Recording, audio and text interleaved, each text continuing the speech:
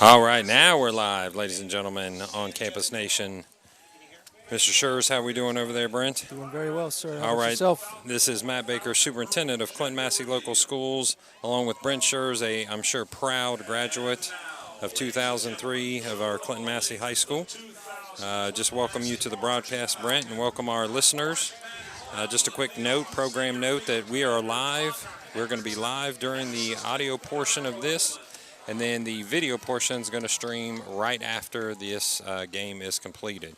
So we're going to start off here in about, it looks like we have about 13, 14 minutes to kick off.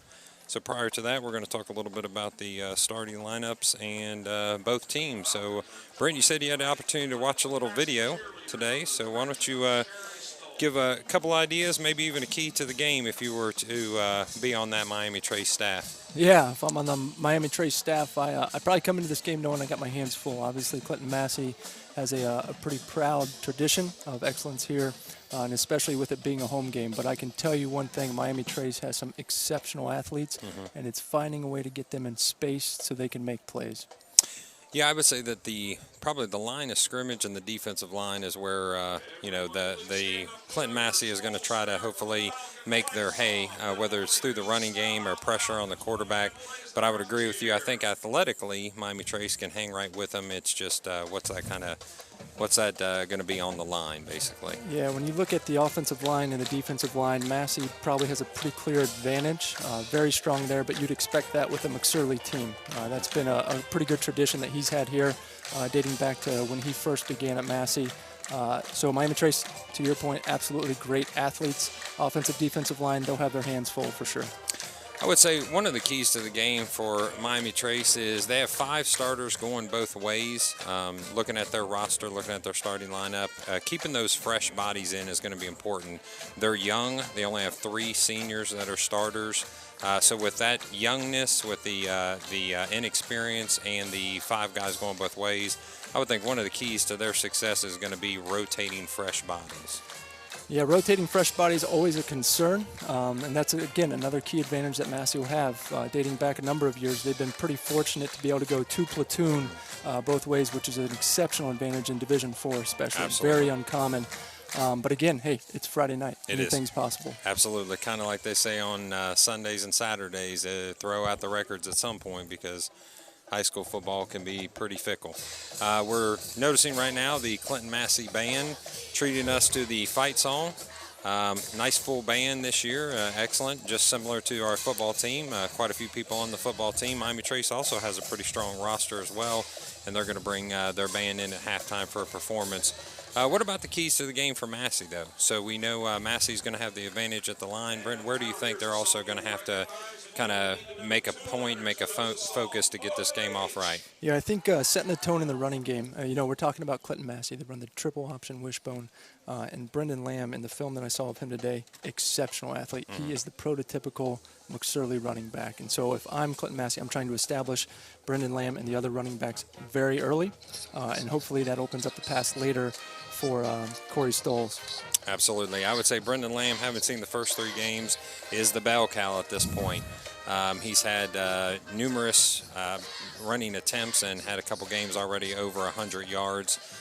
He's one of those guys that I don't know that he's going to break down the sideline and go 80 yards on him just blazing past people, but he has elusive speed. He has quickness, great vision. The coaches continuously say over and over, great vision. Very strong young man. I've been up close to him, very personal, and many times, and he's very thick, especially in his legs, so he's hard to bring down. It brings a lot of power behind that. And then you got Jake Vaughn on the side kind of next to him. Now that Dalton Wolf's going to be on the shelf, at least for this game, and hopefully back with us next week. Dalton was very similar to Brendan, had a lot of skill as far as vision and strength. We're going to pause for just a second and honor the flag and our country with the national anthem.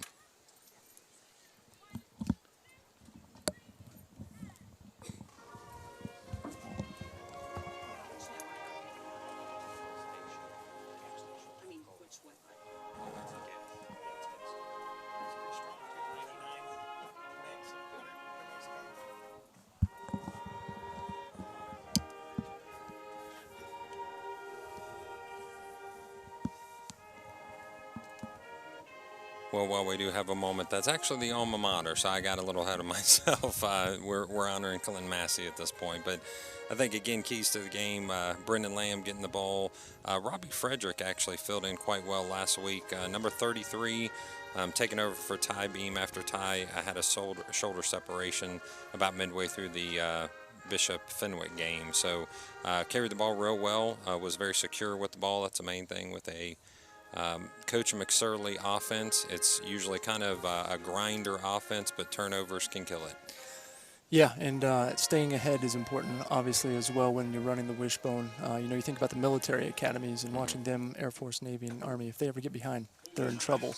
But I tell you, the one thing that Massie can do, and it's Griffin Lackey. He had a big game last week, had pick 6, but if we can get the ball to him in space too, watch out. Excellent. Now we will pause for the national anthem.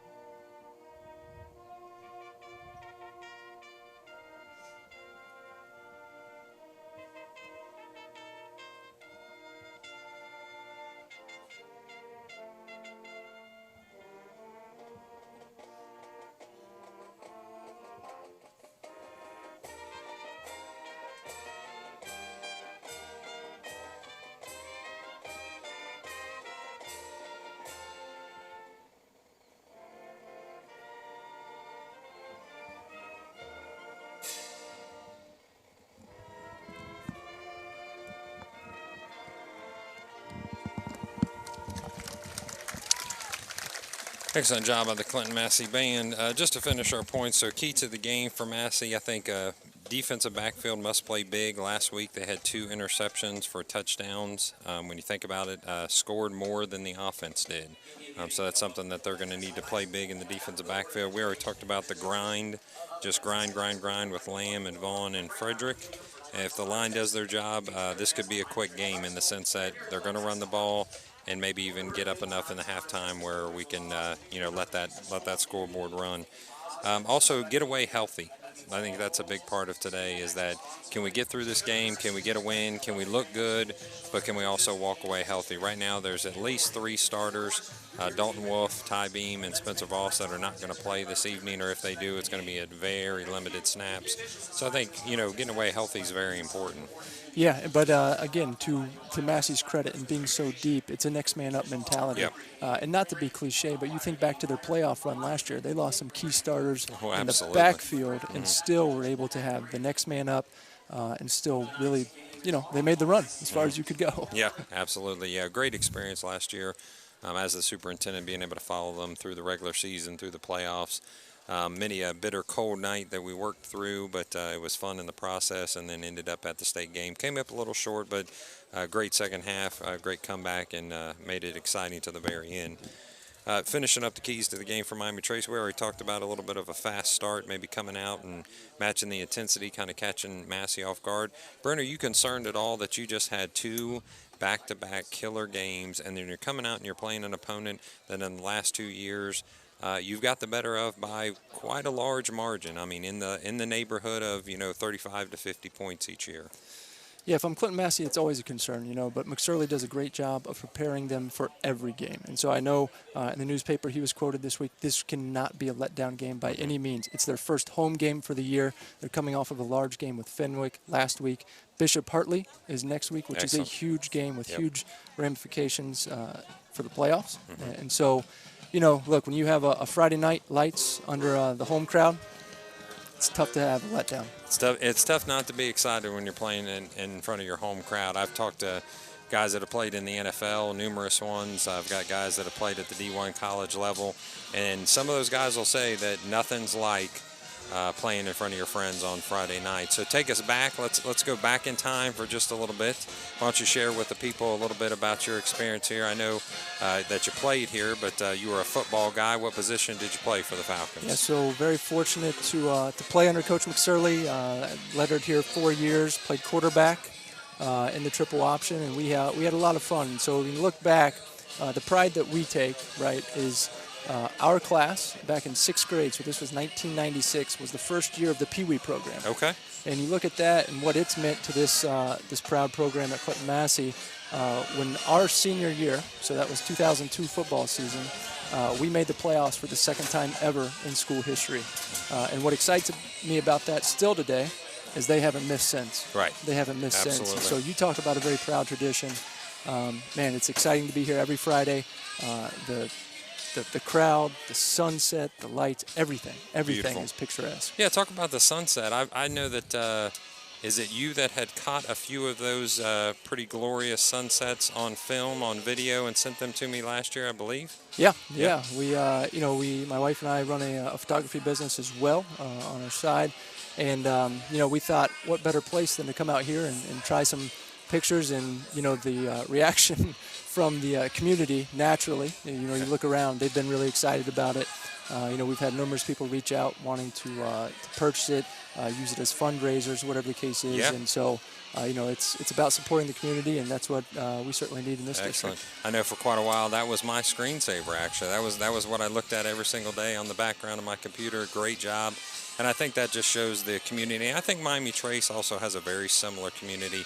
Right now they're in the process of building a brand new high school. In fact, if we end up getting Mr. Enix, which is the high school principal, come up, I've requested that he come up here at halftime so we can talk to him for a little bit, talk about their new building. It's a great community up there. Actually, Massie and Miami Trace are very similar communities. We call this the Falcon family down there. I'm sure they vary. I feel Panther pride. I hear that a lot up there. So it's exciting. It's exciting to see these two teams go at it. I know that for quite a while, this was kind of a knockdown drag-out. Now, I'm not sure, did you get to play Miami Trace when you were in school, or that was probably not in the SEOL days? No, not at the time. Yeah. But I remember coming back, actually, to watch some of those knockdown, drag-out games. And, man, they were nail-biters. And if I'm not mistaken, until last year, it was, the last league loss for Massie prior to Goshen. It was. Yeah. So I think that goes all the way back to 07. Because I've heard that story, I've heard that said a few times about Miami Trace kind of having one on us, that they were the last person to beat us in the SUL. Sometimes it's not who wins first, but who wins the most and who wins last. And luckily, Massie got the better of them in those last few years. Traditionally, Massie comes out from the field house immediately to our right here.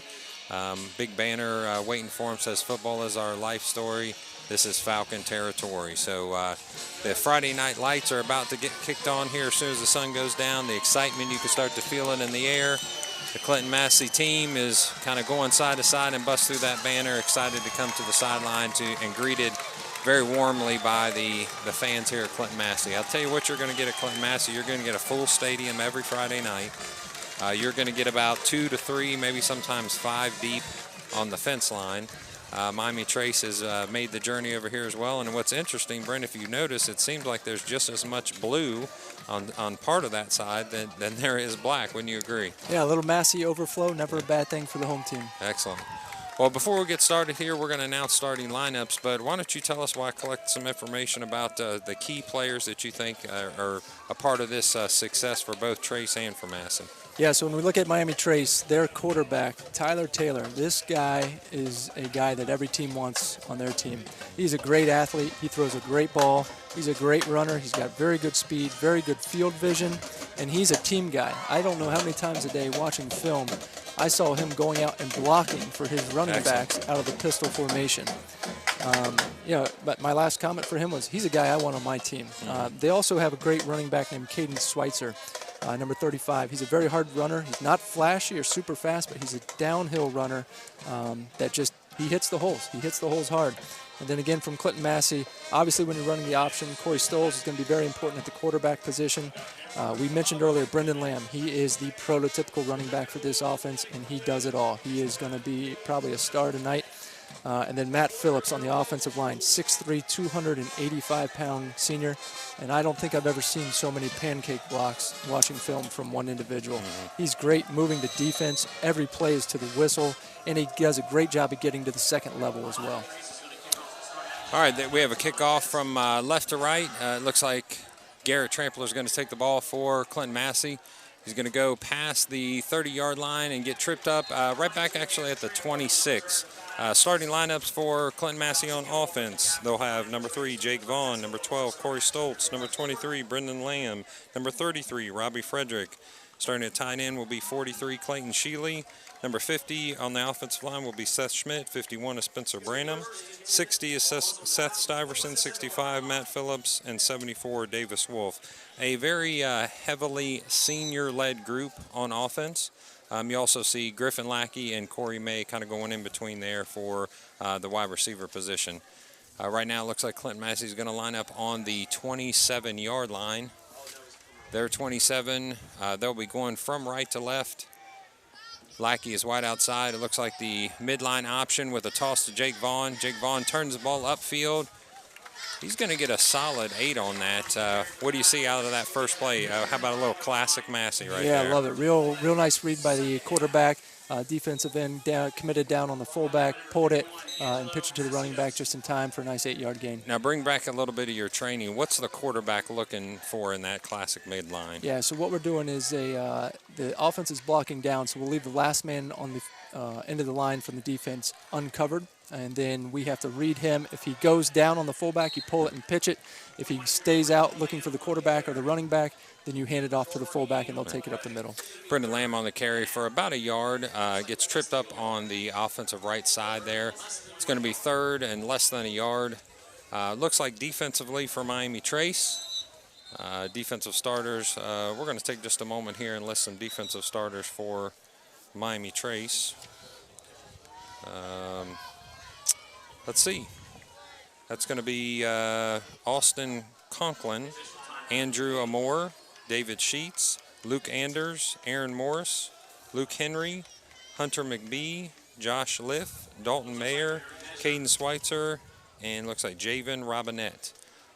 What's interesting here is if you look at the years listed for this defensive front as well as the offensive front, not a lot of seniors. It doesn't look like they have a lot of senior contingent on either the offense or the defensive side of the board. We're going for a measurement here, and Massey will pick up the first down on the measurement.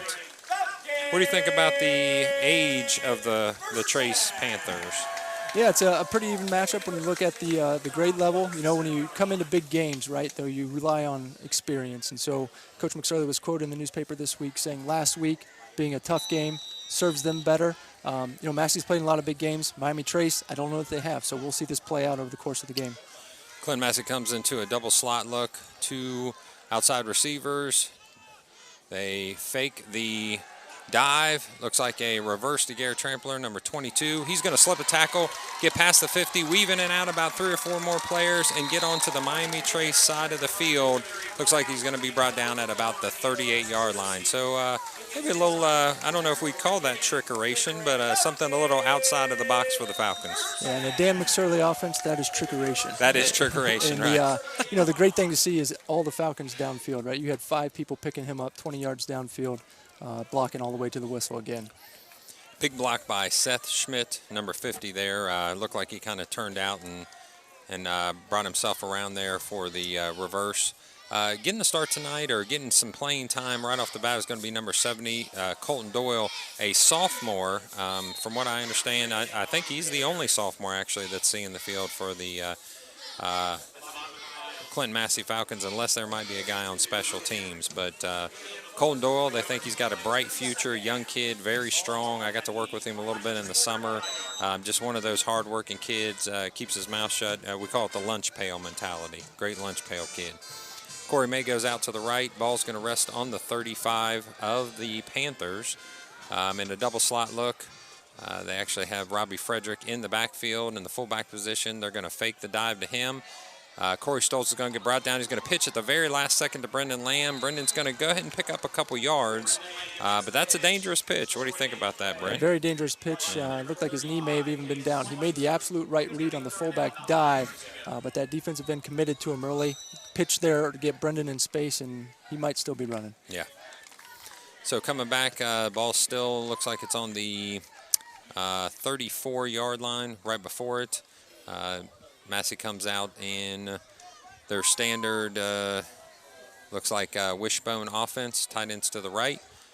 Traveling from right to left on your screen there. Corey Stoltz gets way down in that crouch, and Brendan Lamb is going to get stopped at the line of scrimmage, and that's going to bring up 4th down.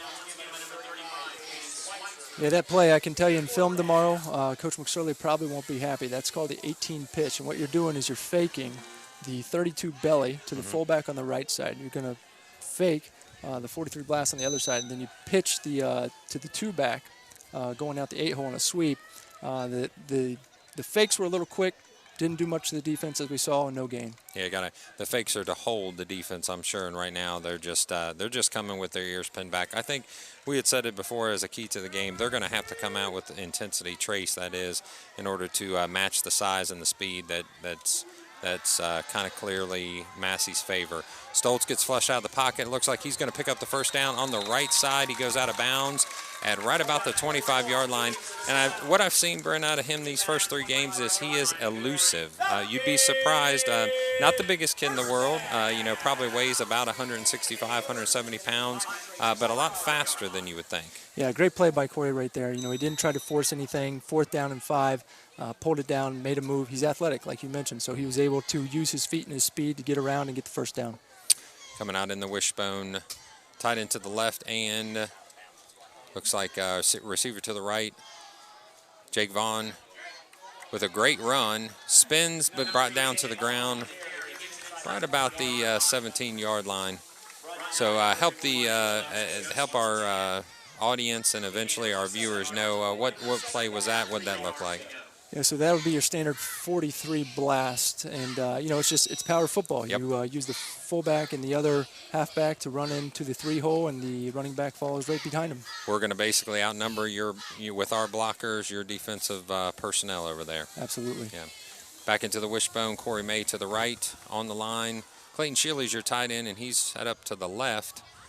Looks like they're going to give Brendan Lamb, who gets stopped initially. He's going to go ahead and gain a yard, maybe 2.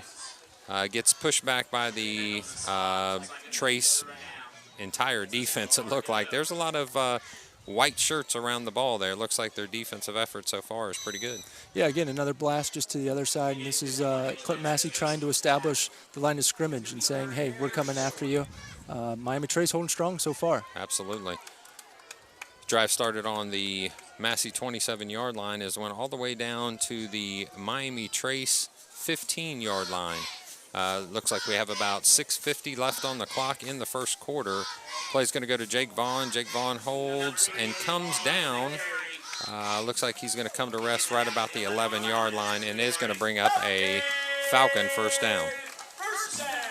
Yeah, again, more power football by Clinton-Massie trying to establish a line. When Coach McSorley gets down here in the red zone, there's nothing he loves more than power football. Mm-hmm. Yeah, what would you say, Brent, to maybe some of the prognosticators, if you will, that say the offense isn't very verbose? It's not that it's not strong, it's just that it's not real tricky, we'll say. Yeah, if you have the right players, it works. Right. And, Coach, again, we got a sweep to the left here. Jake Vaughn looks like he's going in for a touchdown. From 10 yards out, Jake Vaughn's going to take that pitch to the left. Had 2 or 3 blockers ahead of him. Seth Schmidt was ahead of him. Brendan Lamb was putting a block down for him. Excellent job, Clinton-Massie, to go right down the field. And in about 6 minutes, score with right now 6-0 Falcons. We're going to attempt the extra point here in just a second. Grant Avey is your kicker this year, number 32. Grant's got an interesting story. Came in as a wide receiver cornerback. Felt like, he needed to find his niche and a way onto the field as quick as possible, and kicking is actually the way he is able to do that, and has done a great job so far. He's going to kick this ball through and eat it's going to be no good, actually. Actually, from this angle, looked good, but it must have been over that left upright. So tell us a little bit what you think, Brent, about this first Falcon drive. Well, I would imagine this is exactly to the game plan. So Coach had the plays scripted. Everything went well. No negative plays, really. I mean, they had a couple that they didn't pick up any yards, but everything was pretty positive. Came out, established the line of scrimmage, and halfway through the quarter. So he ate up some clock as well, which is power football. Yeah, we won a 6-minute drive, 7-minute drive. There's nothing wrong with that. Penalty-free so far. So we've made it about halfway through the first quarter for both teams penalty-free. Well, we got just a second, and we're setting up for a kickoff return by the Panthers. Let's go over the schedule so far for Miami Trace. They actually started the year off against Circleville with a win, 30-15. Then they lost, unfortunately, to Wilmington, 38-7. And then they won against Logan Elm, 22-9. So they're coming in 2-1, the same as Massie. I think it is a worthy note that right now the two teams they beat are combined 0-6. Yep. So I think this is the first real challenge that they felt. Clinton-Massie kicking off from the 40-yard line. That's going to be Grant Avey as well. A special player to note on this kickoff team, number 15, Devin Noble. Fastest kid on the team, timed out unbelievably quick, makes a lot of tackles. Miami Trace takes the ball from the 15-yard line. He's going to be brought down right at about the 22. Nice 7-yard return for the Panthers. I think they're happy just to keep the ball, get up, get ready, and let's see what we can do on offense. Clinton-Massie comes into to this game 2-1 as well, as we said, winning at East Clinton 77-7.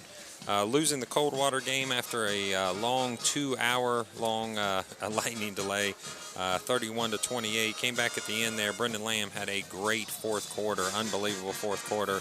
I think some of the people I listened to said it was the best individual effort they'd seen in years by a player. And then having a win last week was big against Bishop Fenwick by the score 21-18.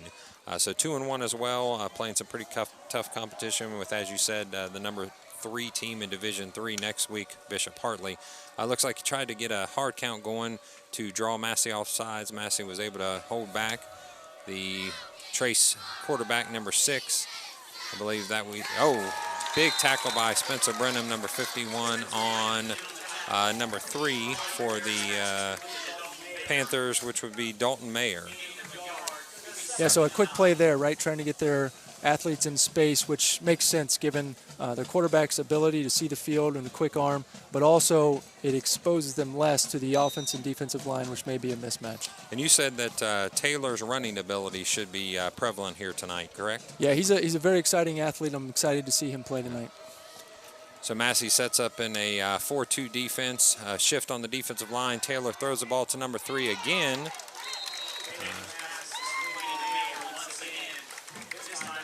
Another quick play, and looks like he's going to pick up about 3, almost 4 yards. So it's going to be 3rd down and 3 at this point. So I think Trace is going to be happy just to take what you're willing to give him. At this point, it's 3 and 4 yard. We'll call this the run and shoot version offense. Trace sets up in a double slot look. 2 receivers to the left, 2 receivers to the right. They'll be going from left to right on your screen. Taylor sets up, gets the snap, fakes the handoff, passes again to number 9 this time. Number 9 is Joshua Gilmore. That's going to be for a 1st down and looks like about a 14-yard catch. Yeah, so Massie is in a man-to-man defense with everyone locked up close to the receivers. It's one-on-one, right? So the receivers are making great plays for Miami Trace. Be interesting to see how Massie adjusts over time. In the defense backfield, you have Tate Oberding, you have Griffin Lackey. Looks like Nate Algar, Garrett Trampler, and Corey May is going to be on your far side. So a trips right look, and the first running play that Miami Trace had, and he's able to break it to the outside. He's going to have a long gain on this. He's going to be pushed out of bounds at about the 38-yard line for the Trace Panthers. Very simple. Looked like a little zone left play, but the defensive end was sucked in just a little bit, and he got outside, and it was off to the races. Yeah, it's Caden Schweitzer again, a hard, not flashy runner, but he just goes downhill, and you can see the big gain there, set up by the quick slants that Miami Trace has been running. Yeah, Schweitzer over the first 3 weeks has been the bell cow. He's run the ball. Looks like 30 times one game, and it looks like another 25 between the other 2. So over 50 carries so far this year. for Mr. Schweitzer. Pass by Taylor, wide open, but it's knocked down. Great play by Griffin Lackey. He knocks the ball down at about the 20-yard line. Looks like number 3, Mayer, almost had a step on Lackey, but he was able to stay behind him and knock it down right at the last second. Yeah, it looked like the ball might have been slightly underthrown. It looks like Taylor actually, his right plant foot might have slipped a little bit, which left the ball short there. Yeah, it didn't seem like he could go up very strong on that. So, yeah, he might have had a little slip there on the Clinton-Massie turf. So Miami Trace is going to set up on the 38-yard line, the Massey 38-yard line, in a trips right look. One receiver to the left with a running back behind the quarterback in a pistol formation. About 3.5 yards behind the ball, fakes the zone. Then he's going to drop the ball for just a second. It looks like the ball's loose on the ground. And the referee is pointing that Massey is going to pick up the ball. So that's a turnover. That's going to be that's going to hurt Trace. The one thing I think that they probably said prior to this game starting is we cannot turn the ball over and give them more chances. Yeah, and they're also running the option out of the pistol formation with the running back lined up behind the quarterback. Always a risk of a fumble when you're running the option, and that was their first time where they've run it, trying to read it as a true option. The defensive line of Massey made a great push, disrupted the play, and you see the turnover. So defense back on the field for the Miami Trace Panthers. Massey will take over the ball at the 38-yard line, the Massey 38. Be traveling right to left on your screen there. It looks like they're coming out in the double slot look. Ref wants to have a quick conversation. He's actually going to remove Davis Wolf from the game for just a second. Putting in number 55, that is Brody Muterspall coming in to fill in at right guard. Davis is making his way over to the bench, and it looks like he didn't have his mouthpiece in. Great run by Lamb here. Lamb's going to break one loose at he's going to gain about 15, 16 yards on that. Again, he's just one of those guys that it's just hard to bring him down. Yeah, just a simple counter play to the right. Another way to get the ball in the hands of one of your best athletes by pausing the defense a little more, and you saw the advantage there that provided. David Wolf back in the game. I got to tell a quick story on Brody Muterspall, number 55. I actually got to coach him in 8th grade basketball. He is nicknamed the Grinder. I mean, you talk about one of the hardest working kids you will ever come across in your life. Maybe not the tallest, maybe not the strongest, but he's going to outwork you, and that's Jake Vaughn to the left on the pitch. Seth Smith picks up a great block.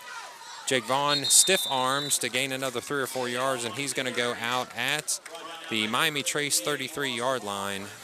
Jake Vaughn's one of those athletes. He hasn't played football in a couple years. He actually transferred from Miami Trace for his senior year. It's going to be a first down for the Falcons. I think he's just kind of getting used to the offense at this point. He was actually a quarterback, so he was in charge of the offense, and they were much more of a high-flying, 4Y, zing-em sort of offense over at Wilmington. So right now, I think he's getting used to the pound-it mentality here at Clinton-Massie. Yeah, and if this is his first home game, he's probably got a little extra adrenaline, yes, too, his first exposure to it. Absolutely. So Brendan Lamb outside of the tackle box there. He's going to start with his motion to the right, and it looks like Robbie Frederick's going to get the handoff to the left. Brought down quickly by number 52 of the Miami Trace Panthers. That's Luke Henry. Nice little play, nice little stop on that. Yeah, quick counter to the left. If I know Coach McSorley, he's doing this to set up plays in the future here. So, we established the power game early in the first drive. Wouldn't be shocked to see some play action with a pass here before the end of this drive. Well, I'll tell you, it's exciting to just see that kind of setup. We used to call that in my coaching days the sucker series. So we're going to let you think we're just stuck on one particular thought or play, and then we're going to come back and hit you the other side. So Brendan Lamb with the carry gets bottled up immediately. In fact, he's going to go back a couple yards and get a loss of 2. It looked like Trace kind of knew that play was coming and sent about 4 or 5 to the hole first. Yeah, again, that's a risk you take at sometimes, right? Clinton-Massie runs the same play often, and they'll take the losses every once in a while just to set the tone and, again, set them up for the next play. Massey setting up Griffin Lackey and Garrett Trampler coming into the game. Trampler sees some time on offense, definitely a defensive specialist and a return man in the punt game, so and then the kickoff return game. So he's out to the right, slot right with Trampler on the inside. Looks like Brendan Lamb in the I position. He's going to get the handoff. Gets hit right about the line of scrimmage, and he's going to fall forward for about a yard. So in 3 plays, they've went forward 1, back 3, forward 1. So it's just kind of hanging around that 4th and 8, it looks like. Yeah, and a triple option offense and even the wishbone on 3rd and long, you are expecting that play action pass or even a drop back pass. So you try to catch them sleeping. Miami Trace was ready for it. Yep, absolutely. Looks like this warm and sticky nights maybe taking just a little bit of effect already on the Miami Trace Panthers. A lot of hands on hips, a lot of panting and breathing, where Massie, I'm sure is feeling the same thing, but looks like they're ready to grind it here. Yeah, with just a minute left. Yep, sorry, with a minute left in the quarter, they've been on defense almost the entire time. Yeah, that's true. He's going to throw the ball, and it almost gets caught by Griffin Lackey. So it ricocheted off of Garrett Trampler's hand into Lackey's hands, but he's going to miss it, and that's actually going to turn the ball over on downs for Clinton-Massie. Yeah, testament to the Miami Trace defensive line there. They really shifted the momentum. They got a lot of penetration even on that play as well to disrupt the pass. Props to them with their hands on their hips and being on defense almost 10 minutes of the quarter. They really made the play happen.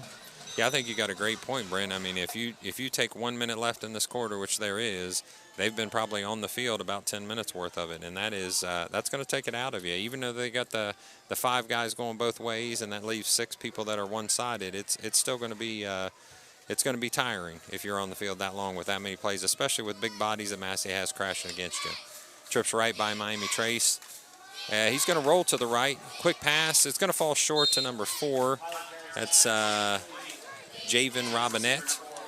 Tyler Taylor's pass, I believe. Yep, Tyler Taylor.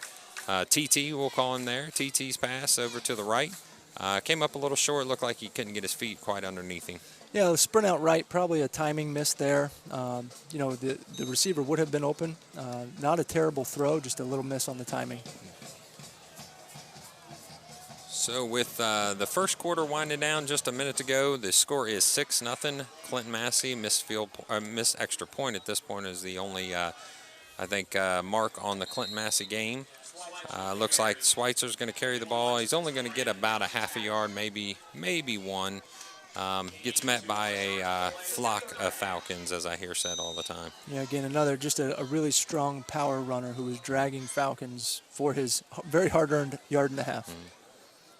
So with Tyler Beam out of the game due to injury, Bryce Seaman, number 8, has stepped up in that linebacker role.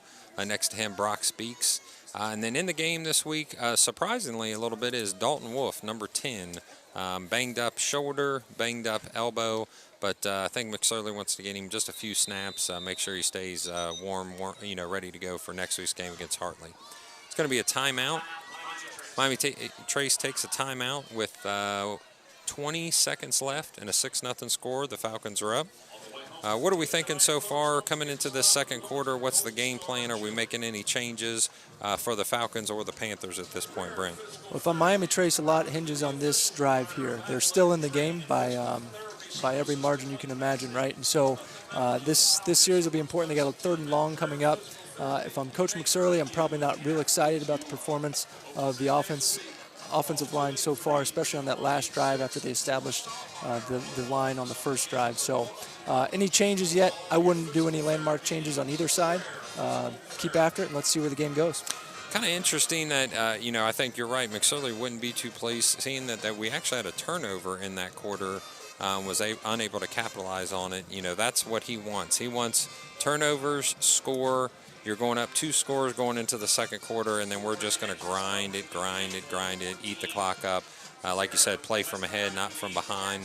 I think right now the defense is getting a conversation from Coach Roth, just making sure that they know what they're doing, especially at the end of this quarter. It looks like Miami Trace is going to set up for a play and maybe get it 1 or 2 in, depending on what the timing is of those plays, and then we're going to end this first quarter. And I think Coach Roth is saying, hey, let's keep our eyes open, never be too surprised that a double pass or some sort of halfback pass could come out here right at the end of the quarter, trying to create momentum. Miami Trace sets up with trips right, toss to the right, and he was setting up for the double pass. You could tell. Number 35, I believe that's Schweitzer.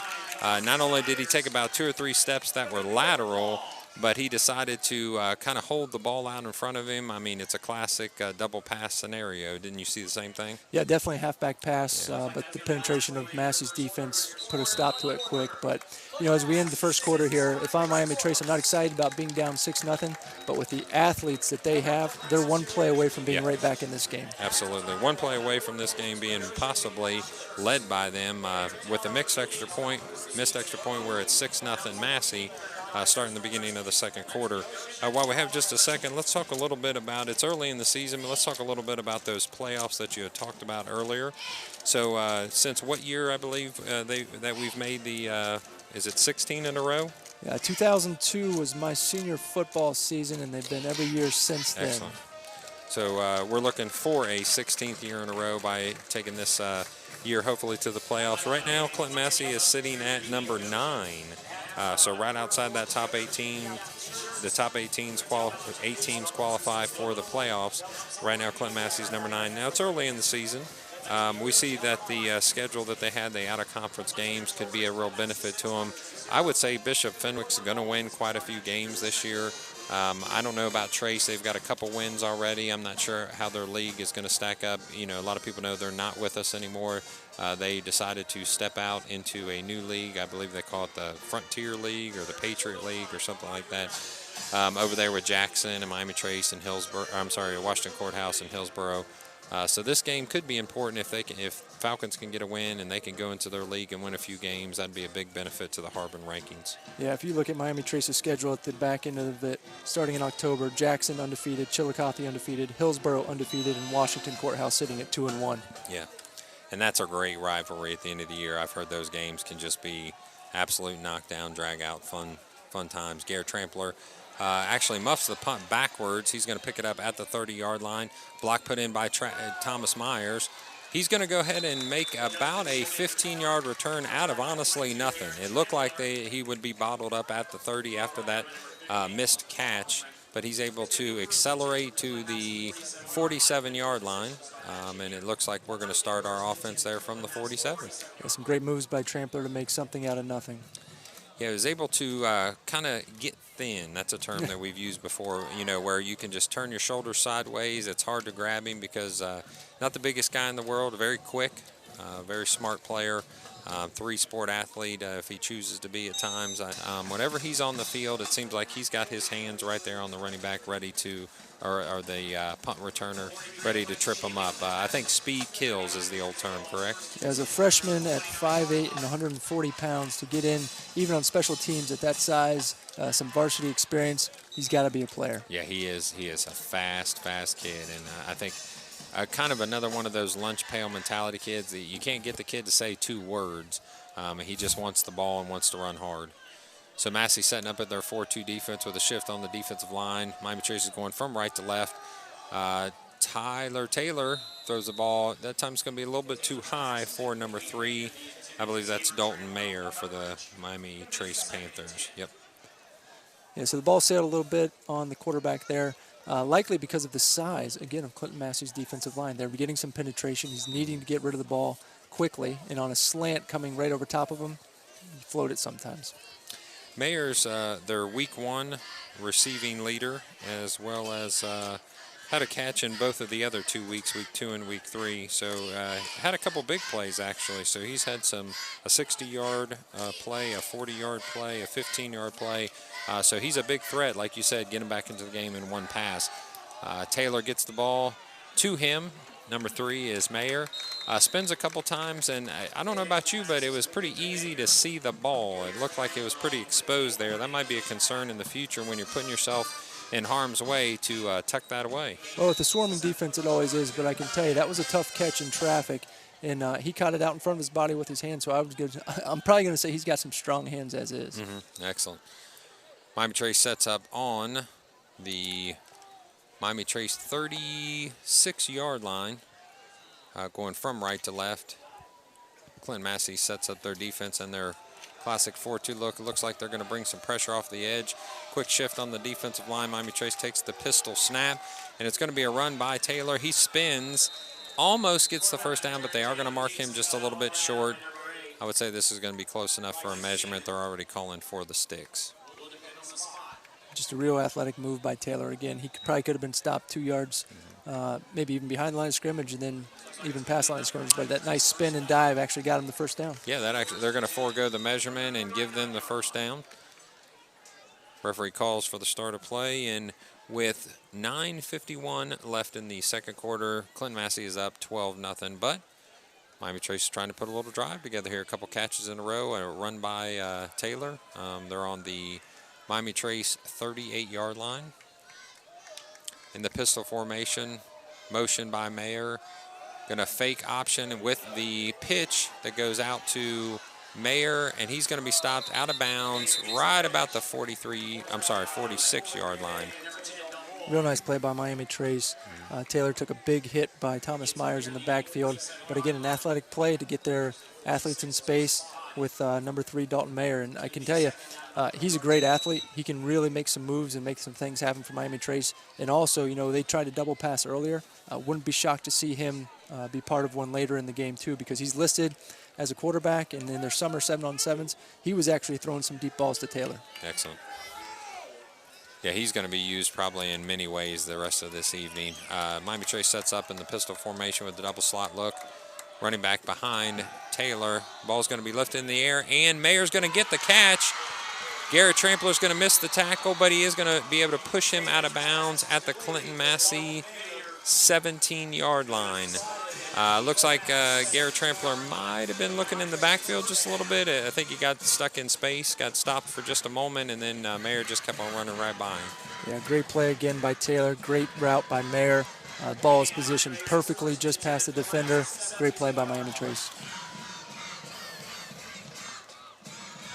And that's going to get Trampler brought to the sideline. Replacing him is Nathan Algar, number 14, a senior cornerback. Miami Trace sets up in a trips left look with a pistol formation, a running back behind Taylor. Claps once for the ball, gets it on the second clap. It's going to go to Schweitzer. Schweitzer's going to open hole, and he is going to get tripped up with the ball coming out. They're going to call him down at the 1-yard line. It looked like he was going to score, but I think that was Griffin Lackey making a tackle, a scoring-saving tackle. Yeah, very shifty run by Schweitzer to navigate his way through the line there. Stopped just short. I bet he was seeing the blue. Yeah, he averages 5.7 yards a carry. I mean, this is not something to scoff at by any means. The kid can run the ball. That's all there is to it. He's definitely their bell cow. He's the one that's getting the ball most times, and with 5 yards a carry, I think any coach would be happy with that. Miami Trace sets up again in the pistol, this time with a blocker to the right to Schweitzer, but he's going to get stopped behind the line of scrimmage. That's going to be about a 2-yard loss. Braxton Green on that play. Braxton Green, an up-and-coming junior. They moved from inside tackle to outside defensive end to try to use his speed just a little bit more and put a little more size underneath, and that's Clayton Shealy was on the end, and now he's put into the 1 or the 3 technique, depending on the defensive call. They brought in an extra power back there to run in front of Schweitzer. Unfortunately, he missed 2 defenders, and they were both there for Massie to make the play. Miami Trace sets up again in that same pistol formation with the extra blocker to the right. Looks like they're going to go play action this time with the pass. The pass was well defended, and it looks like Taylor's going to run around. He's going to throw the ball out to a Miami Trace player, number 3, Dakota Meyer. Actually, it looked like Tate Oberdeen went up and caused a little havoc on that ball, and Corey May came down almost with the interception on the sideline. So we're going to be in a 3rd and goal scenario. Looked like Taylor was a little bit concerned about getting sacked, tried to spin out of it, and realized that Braxton Green was coming right for him. Yeah, he didn't have much of an option there, so he spun, threw it up, tried to have his playmakers make a play. Pretty safe play, actually, right there on the sideline, so not too much of a threat. Taking a timeout here, though. Miami Trace will take a timeout. I believe that is their second of the half, so it's going to leave them 1 until halftime. Clinton-Massie comes over to talk to defensive coordinator Scott Rolfe, also a teacher within the school district. Was with Clinton-Massie for a long time, then actually took a head coaching role at a school, similar-sized school up north. Came back a couple years ago. Excited to be back to the Falcon family, and great defensive coordinator and a great teacher, and I'd say a better man on top of everything else. He's a go-to guy when there's someone in need, for sure. Yeah, you couldn't have said it better, Matt. I was very fortunate to have Mr. Rolfe through mathematics all through high school. Had him on the football field as a coach as well. Excellent man, and he makes men out of the players here at Massey. Just a quick note, Clinton-Massie is playing Miami Trace tonight, but we do have other games. Not only other games that are held by Campus Nation, but other games in the local area. So East Clinton right now is down 7-3 to McLean, and that is at East Clinton High School. So home game for East Clinton. I have to say my disclaimer that I was the Clinton-Massie High School, or I'm sorry, the East Clinton High School principal for 3 years. So I'd be lying if I didn't say I had a special place in my heart every week except the week they play Clinton-Massie. Nothing wrong with that. You get the right shirt on tonight. I do. I've been told many times by my East Clinton families that were sad to see me go that I do not look good in blue. So looks like Miami Trace is going to sprint out left. He's going to be set up by Bryce Seaman. He's throwing it up, and it looks like, oh! Okay, so it looks like Dakota Meyer came down with the ball, but there is a flag in the end zone, and I feel strongly it's probably going to be offensive pass interference. Yeah, I think you're spot on. Mayer sat there, saw the ball in the air, waited, gave the Massey defender a little nudge. Yeah, that is the call. So it's offensive pass interference against Dakota Meyer. Athletic play, but I think he got a little bit too hungry for the ball and made the penalty in the process in the end zone, but it's going to bring the ball back out to the Clinton-Massie 19-yard line. So we went from a 1st and goal at the 1-yard line to a 3rd and goal on the 19. Yeah, an aggressive play by Mayer there. Nothing to lose, though. You know, make the referee throw the flag. And if I'm Miami Trace, I'm not too upset about this because in the passing offense, sometimes you like that extra space. Yeah, that sprint out to the left was quickly met with a blitzing linebacker. That was Bryce Seaman on the blitz. Miami Trace is going to set up in a double slot look. They've got a 2 receiver set on each side. They've got a running back in the pistol formation. Number 6, Taylor, is going to bring the ball up to Meyer. And Tate Oberding is going to knock that ball down in the end zone. The pass is incomplete. So it's going to be 4th down, again, on the Clinton-Massie 19. If you're Trace, are you begging for points here, or are you just going to take your shot at your 3 and get something on the board? I'm saying they're going to be going for the touchdown here. Again, this is putting their athletes in space. Jump ball there. Mayer almost had it. You know, that's 6 points there if they get it. And, you know, we're talking about close to a 40-yard field goal. Not an easy kick in high school. And they are going to bring out the field goal unit after a little bit of debate. Set up for a fake here. You think this is, I mean, you're 4th and goal, so you have to score if you're going to fake it. That doesn't seem like it's probable. No. So they're going to go for a 3-point field goal here. Setting up, looks like number 25 for the Panthers is Hunter McBee is your holder. Number 87 is the kicker. Wow. Quite a leg on that young man, but it is off and to the left. 87 was Justin Shoemaker. He's a 6'2", 175 junior. Officials are going to take a timeout here in just a second. So the officials calling the timeout. Well, we got just a second here. Let's talk for just a second about that playoff potential for Miami Trace. So Miami Trace comes into the game today. They are actually in Division III.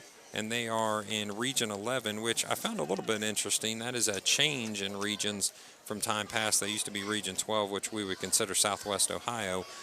Division III, Region 11, I think is actually a good fit for them other than looking at Bellbrook and their league opponent Jackson there at the top. So Miami Trace comes in tied at number 15. Looks like they've got New Richmond, which will be is on the Clinton-Massie schedule. Bishop Hartley, which is on the Clinton-Massie schedule. And it looks like they're down here at number 15 with about 3 points, and the Bellbrook team leading this particular region is at 6.9. So quite a bit of ground to make up. They need a win here against Massey. That would be able to ride second-level points all the way through the end of the season. And probably, I'll tell you what, a win against Massey, and Massey goes 8-2. I'd say you'd only have to win a few more to maybe sneak in at number 8. So they know how important this game is. They know how much this could mean to their playoff hopes if they feel like there's even a probable chance that they could get in.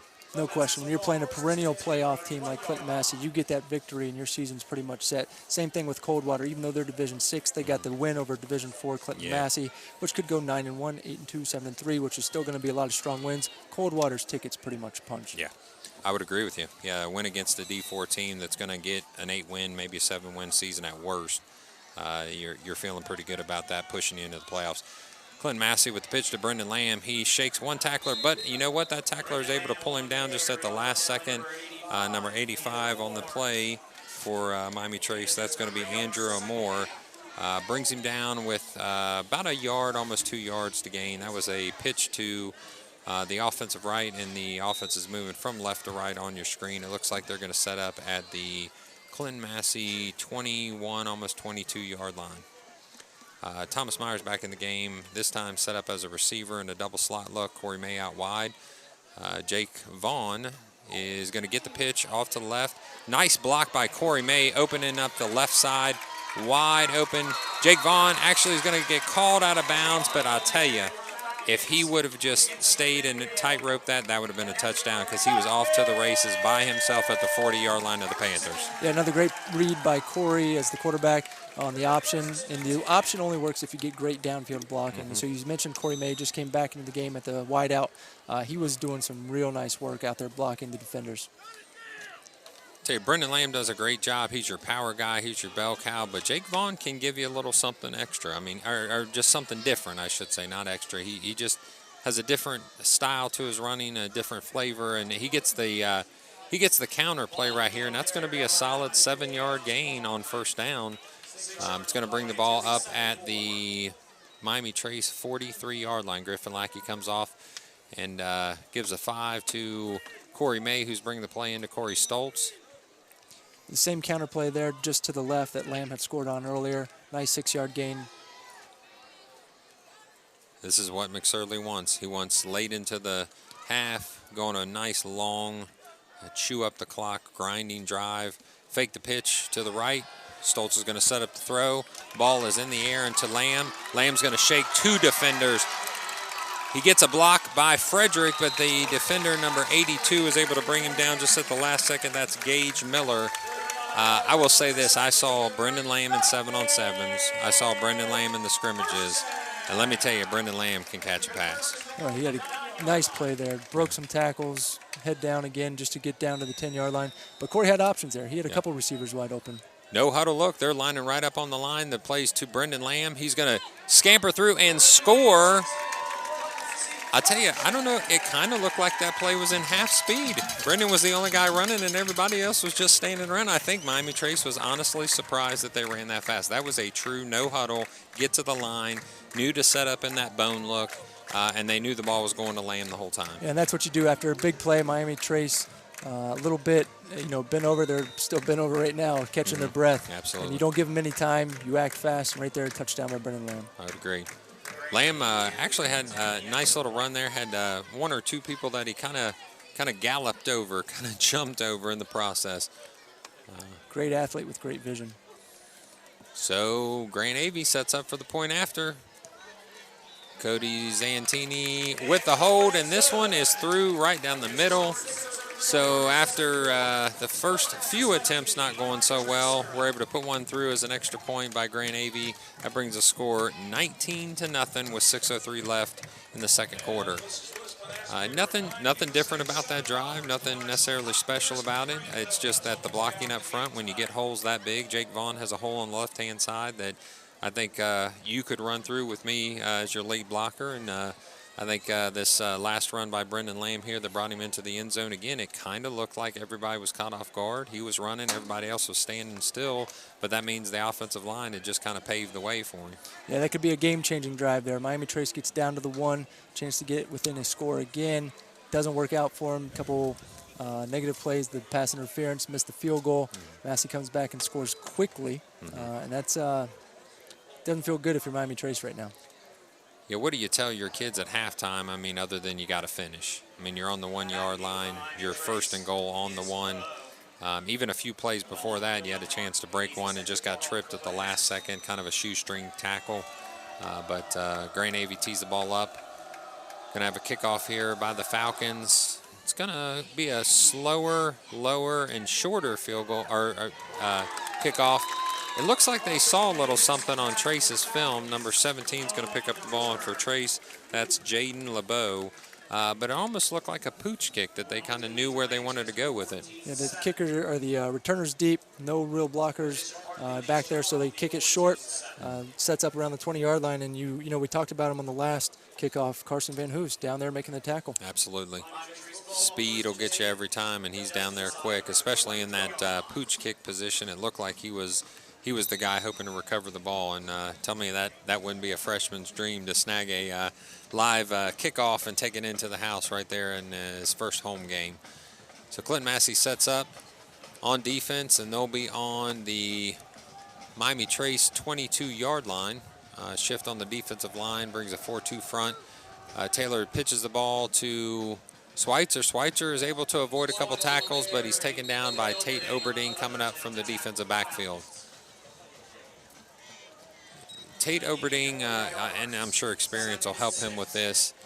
Great run supporter, you know, getting his feel for the defensive backfield as a free safety, but reminds me a lot of that Steve Atwater sort of mentality. He's got a long body. He's a strong kid, very athletic, but man, he likes to support the run. He likes to hit, and Griffin Lackey's the same way. Griffin Lackey will come down in that box and hit as much as possible. Miami Trace sets up this time again with that extra blocker in the backfield. That's number 85, Andrew Amore. Pistol look, and ball goes hard, throw to the right. Corey May almost picks that ball off. I think, again, that's one of those let your athletes just be your athletes, jump up and try to get the ball. Yeah, I think they'll be going to that play quite a bit tonight. You looked at the last play where they ran to the left with Schweitzer. The entire Massey defense was brought over, so it's Dalton Mayer over there one-on-one with Corey May and let the athletes go at it. Ball, again, underthrown by Taylor. But if he puts a little more air under that, and that's what you tell them, right? They were down to the one. They're down by 3 scores now. But they're only a couple passes from getting Mayer in space and scoring some touchdowns. Agreed. I think if he throws that ball ahead of Mayer, he could probably catch that in the stride, and then it's just a hope that Corey would be able to bring him down in the process because the kid is obviously quick. He's a fast player. He's an athlete. He's got a little size to him. In fact, him and Corey May, they match up very well. They list him at 6'2", and I think Corey May's listed at about 6'1", so they're going to be similar in size. Looks like Spencer Brandon was a little ahead of the count there, jumps off sides, and that's going to be a free 5 yards for the Panthers. Yeah, and if you look at the rotation earlier, Mayer's big play was against Garrett Trampler, measuring in only at 5'9", so they had a large height advantage. Now that they've got May out there, they've thrown it to him a couple times and haven't been successful. And just as a quick note, looks like Nathan Allgaier has stayed in the game at cornerback.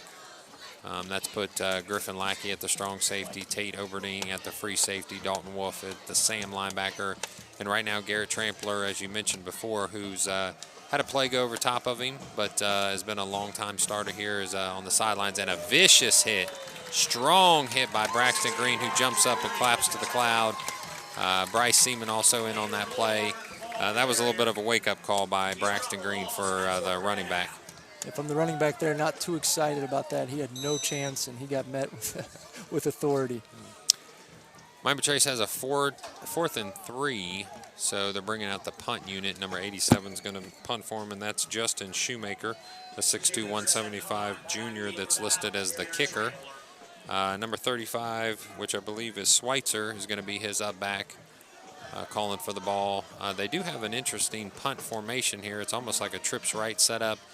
So he looks like he's a strong right-handed punter. So he's going to get away a little bit. Nice bounce for the Falcons, and it actually comes from the 45-yard line back to the 50-yard line. So they're going to set up probably on the 50, maybe the 49 of Miami Trace. Not a very strong punt, but the bounce definitely worked in the Falcons' favor. Yeah, disappointing punt for Miami Trace. Only 20 yards. Looks like 21 now where they set it, but you know, if you're not scoring, you're not driving the ball, you got to play the field position game, and that'll be a letdown for them. Yeah, compliment to Thomas Myers last week, I should say, against Bishop Fenwick. Thomas Myers was able to flip the field with a couple long punts. I know he's already getting some looks. Some of the service academies, some of the MAC schools are looking at him at defensive end. I'll tell you, somebody's got to give him at least a shot at punter because, man, that kid can boom him. In the wishbone look, the fake to Lamb. The ball's going to be aired out by Stoltz. It's going to be overthrown to Griffin Lackey, though. I like that play. Yeah. I like that play. Well-designed play, first down. You do a nice play action where the defense sucks up. You put one of your better athletes and big athletes out there in space. Just a slight overthrow. Yep. And that's just going to come with experience. I mean, I'll be honest with you, in 3 weeks, I don't know that I've seen that play, especially on a first down. Griffin Lackey able to stretch the field. Actually had the defender behind him, just like you said, a little overthrown by Corey Stoltz. So coming back into the double slot look, Corey May is to the right, and he is wide. Also, it looks like to the left, Thomas Myers is still in there. Brendan Lamb starts the motion. The fake to Robbie Frederick, the pitch to Lamb. Lamb's going to be off to the races. He's going to pick up a block, and he's going to be down to the 20, down to the 10. He makes a sidestep, a nice little move. Brendan Lamb, I'm telling you. But where it looks like we got a little laundry on the field. The flag's going to come at about the 32-yard line. I got to tell you, that's a fantastic run by Brendan Lamb. So not only did he find the open hole once he had received the pitch from Corey Stoltz had faked the midline option, pitched it out to the right to Lamb. He got a nice block on the outside, saw a wide open hole, took off, was able to get a defender to follow him all the way down to the 10-yard line, and then just a little sidestep juke left the defender on his side there. Yeah, great move by Lamb to score. The flag came in really late, so interesting to see what this will turn out being. But Corey May, his blocking out there made that play happen. Touchdown. So it looks like it's going to be a personal foul against Miami Trace Panthers. So Brendan Lamb is going to get credit for the touchdown. It is a dead ball personal foul against Trace. I don't know if that's going to be on the kickoff, or are they going to give that ball half the distance to the goal, because it looks like right now they're setting up for an extra point. Clinton-Massie is setting up for an extra point.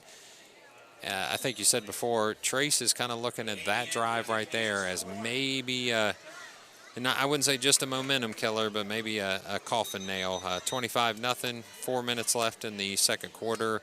They got to get something on the board in this drive, or I think that the air is going to get out of their tires pretty quick. Yeah, the momentum has certainly shifted. And, if you're Coach McSorley and the Clinton-Massie staff, you're excited about what the momentum is for you. If you're Miami Trace, you're hanging your head a little bit because they were so close to getting it to one score, and the game has been totally different since. Grand Navy's extra point is good. Brent, I'd like to take just a second and share with you that we have people listening all over the world at Campus Nation. Campus Nation does a great job in this area for both high school and college sports. Even dabbles in some semi-pro, I believe. So Campus Nation is wanting to partner up with us, so we have them here tonight with us, and we're able to broadcast. I appreciate you being my partner here tonight. And got people listening kind of from everywhere. I just got a text from a Clinton-Massie resident listening in Hickory, North Carolina. I know that Brendan Lamb's father is actually down that way. He got called by Duke Energy to go down to the hurricane-ravaged area. I believe he is actually going to be in Wilmington, North Carolina tomorrow, which is one of the areas that's hit the hardest by this hurricane. Hates to miss his son's game, but he's out there doing the work to help others. Can't really be too mad at him for that. No, definitely thinking about everyone in North Carolina. We vacation every year down in Holden Beach, which is just south of Wilmington. So I know a lot of people actually in the Ohio region, Midwest, that make the trip down to North Carolina. So probably all thoughts down there. So the Clinton-Massie Falcons are going to set up for a kickoff. Now, because of the penalty, they're actually going to kick off from the 45-yard line. So they're going to kick off from the Trace 45-yard line.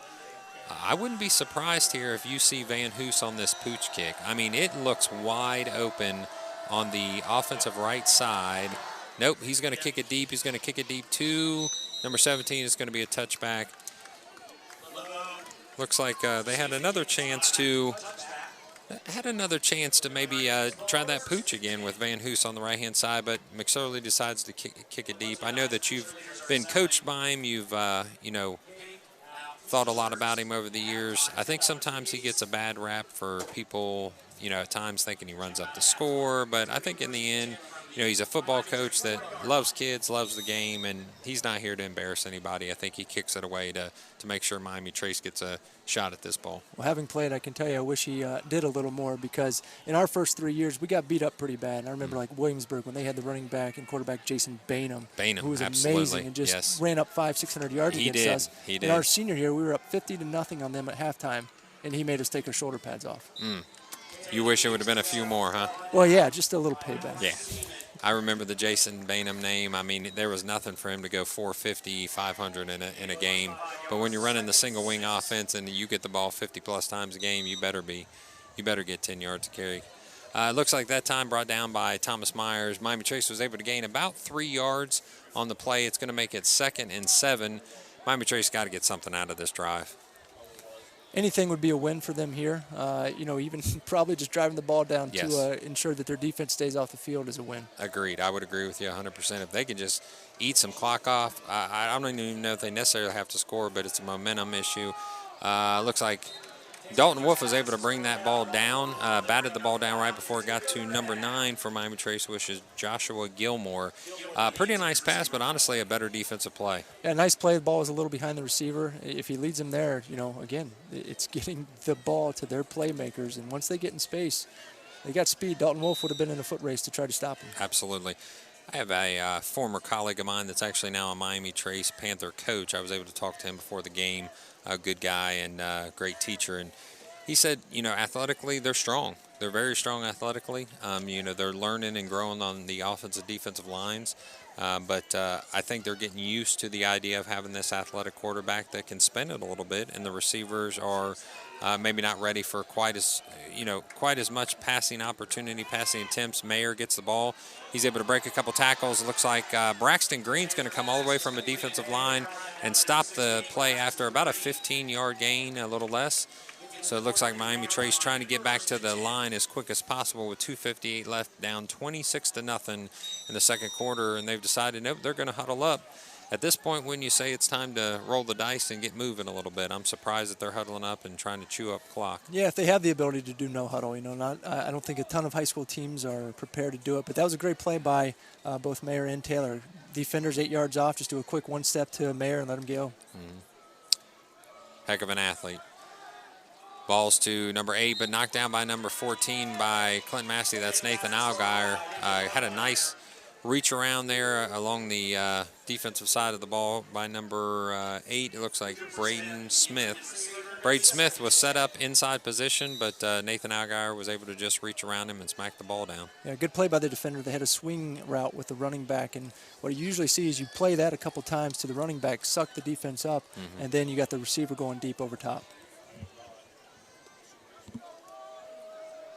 You see Ty Beam kind of working the sideline there, making sure his defense is ready to go, even though he's not able to play this evening. He wants to make sure that they're doing the right things. Ball's tipped in the air by number 45, Brock Speaks, and Nathan Algier almost comes up with an interception. The ball touches the ground at about the 48-yard line of Massey. So right now with 2:29 left in the game, 26-0 Falcons.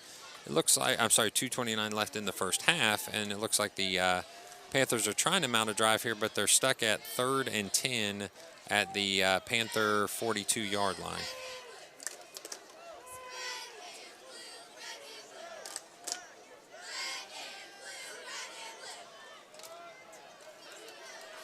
Looks like Miami Trace is going to set up. No, they're going to actually call a timeout. The timeout's going to go towards Clinton-Massie this time with only one left for the Trace Panthers. So it looks like we're getting set up. Sorry about that, Brent. It looks like we're getting set up for halftime. I'm trying to get an interview set up with some of the 2013 state championship players. I'm sure they'd like to come up here and share their thoughts with the public. I know there's a lot of Clinton-Massie residents that are listening. In fact, I just got a text from one that says that they're on the way to Lake Cumberland listening to the game, and they appreciate the broadcast. Yeah, smart timeout here by Coach Wolf. Rolf, you know it's 3rd and 10. They're going to throw the ball. There was a little confusion in the setup. No reason to take a risk or any type of chance. So call the timeout. Make sure you get the defense set. Let them know what's going to happen, just like they did in the last timeout when they ended up running the halfback pass. Now, is this a 4-down territory, or are you scared you give the Clinton-Massie Falcons a very, very short field and 2 minutes still left? If they don't convert on this 3rd down, I think you got to punt it away and hope that your defense can at least stop them for 2 minutes. Yeah, with 2 minutes to go, I'm probably punting the ball, but well, you got nothing to lose at this point. I would tell you, the score being where it is right now, I don't think it would be too out of the realm of possibility that they say, you know what, we're going to go for it on 4th down. So in 3rd down, maybe expect a little trickeration here, maybe a double pass. We've seen it already tried to be set up once. Didn't work out for him, but that Dalton Meyer is over here on the left in trips. We had mentioned before that he's a quarterback at heart, probably moved to wide receiver out of necessity. Taylor's going to get the ball in a pistol formation. He is going to bring the ball out wide, and it just sails to the left behind Dalton Wolf, and Dakota Mayer was not able to come up with that. So it looks like it's 4th down and 10. Looks like some personnel changes. And number 87's come onto the field, and we know 87 is their kicker, Justin Shoemaker. Good scheming there by Coach Rolf and the defense. Knew that they were probably going to try to get the ball in the hands of their playmaker. You already had about 3 guys around him.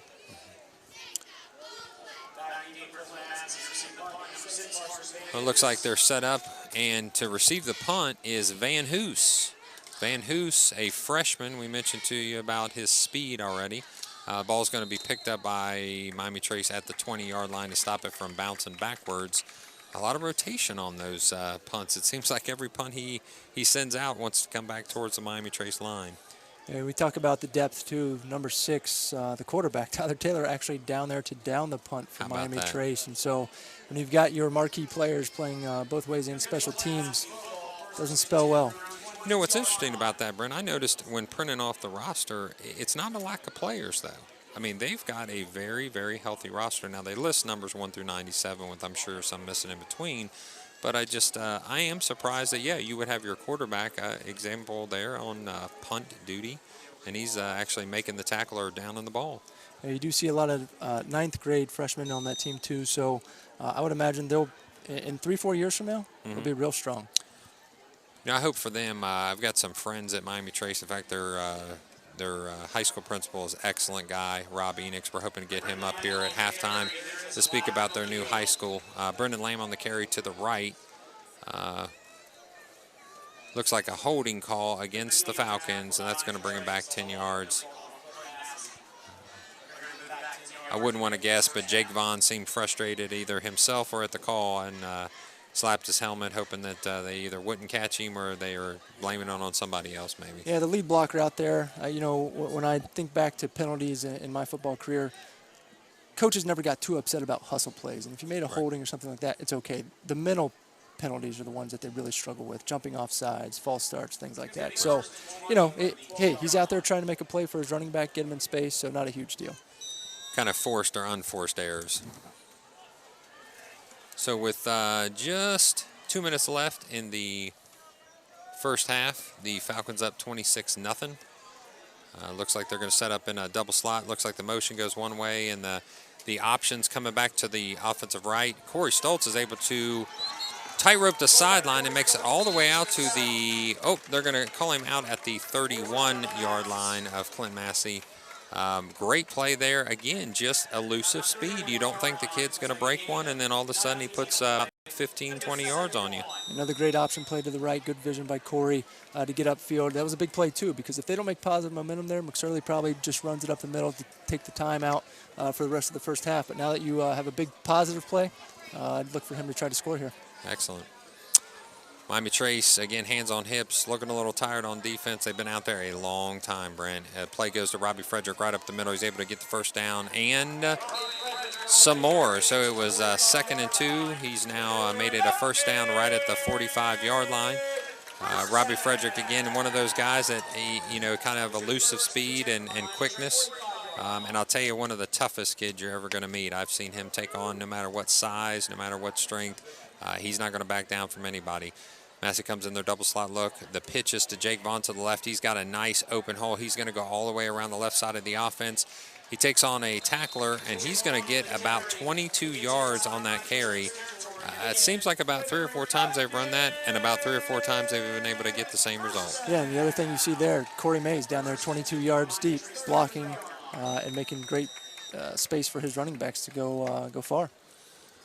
Clinton-Massie with the ball, and 1 minute and 16 seconds left on the Miami Trace. Looks like the 33-yard line. Corey Stoltz goes under center in a double slot look. The motion by Brendan Lamb, the fake of the pitch, and he's going to be brought down right at about the 38-yard line. He's going to suffer a loss of about 4 yards there, and there's going to be a timeout taken. Yeah, tough play for Corey there. He got met by the defense early. You want to make that pitch quick, but with a defender around him, you don't want to risk it either, where you risk a turnover this late in the half.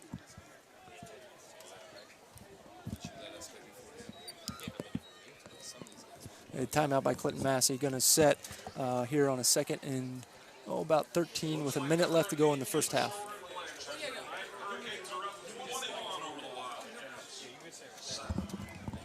Yeah. All right, coming back with the timeout. Clinton-Massie with the ball on the 36-yard line. If you'll stay with us, fans, we're actually going to bring some of the 2013 state championship team members up here to talk with us, along with newly named high school principal and former Falcon coach Aaron Seward, also joining us at the halftime point for a quick interview. Miami Trace comes back on the defensive side of the field. Looks like Coach McSorley has given them the play, and the offense is ready to go back on with about a minute left in this half, up 26-0.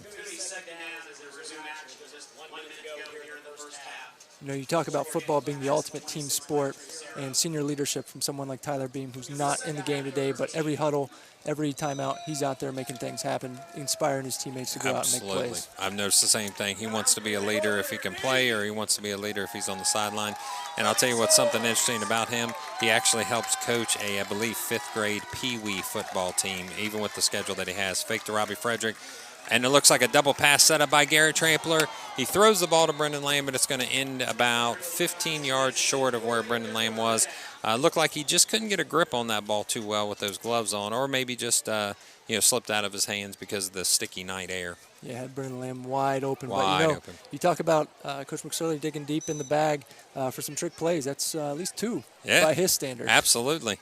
Anything that doesn't go kind of power right, sweep, or option, it's out of his comfort zone probably. So great job there just to kind of mix things up. And honestly, that's fun for the kids. The kids like to see those double passes and the halfback passes and the fun stuff like that. Double slot look with Griffin Lackey set up to the left. Looks like the counter play to Brendan Lamb. He's going to break one open. He's got one man to beat in. It looks like he's going to just simply outrun him to the end zone. Another touchdown on the same counter play by Brendan Lamb. A great hole, great vision. Great block by Robbie Frederick. I don't know if you noticed that, but it looked like Robbie Frederick decided to put somebody flat on their back on that particular play. Yeah, and that's the other great thing about this offense. Even if it seems mundane because you're running a lot of power plays over and over, you mix it up with a trick play here and there, but those power plays can break real quick. And when you got someone like Brendan Lamb, my goodness. Yeah, Brendan has definitely shown himself this evening to have both the speed, the vision, and the just the kind of grit that you're looking for in a classic Clinton-Massie running back. And I believe, is that the 3rd score by Brendan at this point? I think so. I believe so. Grant Avey with the point after attempt, and it is good. So after a couple initial flubs on the old extra point, looks like Grant Avey is able to put the last few through. And the score at this point is 33-0. And I think some of those heads hanging that you had mentioned before over at the Miami Trace sideline have already started to kind of sink in. Yeah, heads hanging, probably a little demotivated at this point, but also probably a little tired. Massie is really running them around the field tonight. Setting up for the kickoff is Grant Avey. In this particular setup with the score as it is, this is one of those things where you get a lot of practice on the old kickoff team. Well, the good thing, too, is for the last couple of years, they've got a lot of practice. Yeah. So if you're Coach McSorley, give us your 30 seconds here as we're setting up for the kickoff. What do you say to the team at halftime? Well, I tell you, I wish I was half as inspirational as Coach McSorley. Every day I'd run through a wall for that guy. But, it's keeping the pace. You want to get some young guys some experience here. And as we mentioned, the key to the game, we want to get out of this game healthy, especially with Bishop Hartley coming in next week.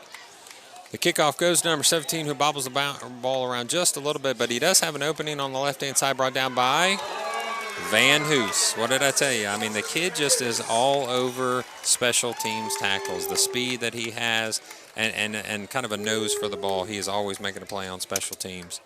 Yeah, reminds me a lot of a young Aaron Seward back from the old high school days. You should see the film of our high school principal. It's just, I mean, amazing. Absolutely amazing. Yeah, he's similar in speed to Van Hoos, I'm sure. Just ask him, he'll tell you.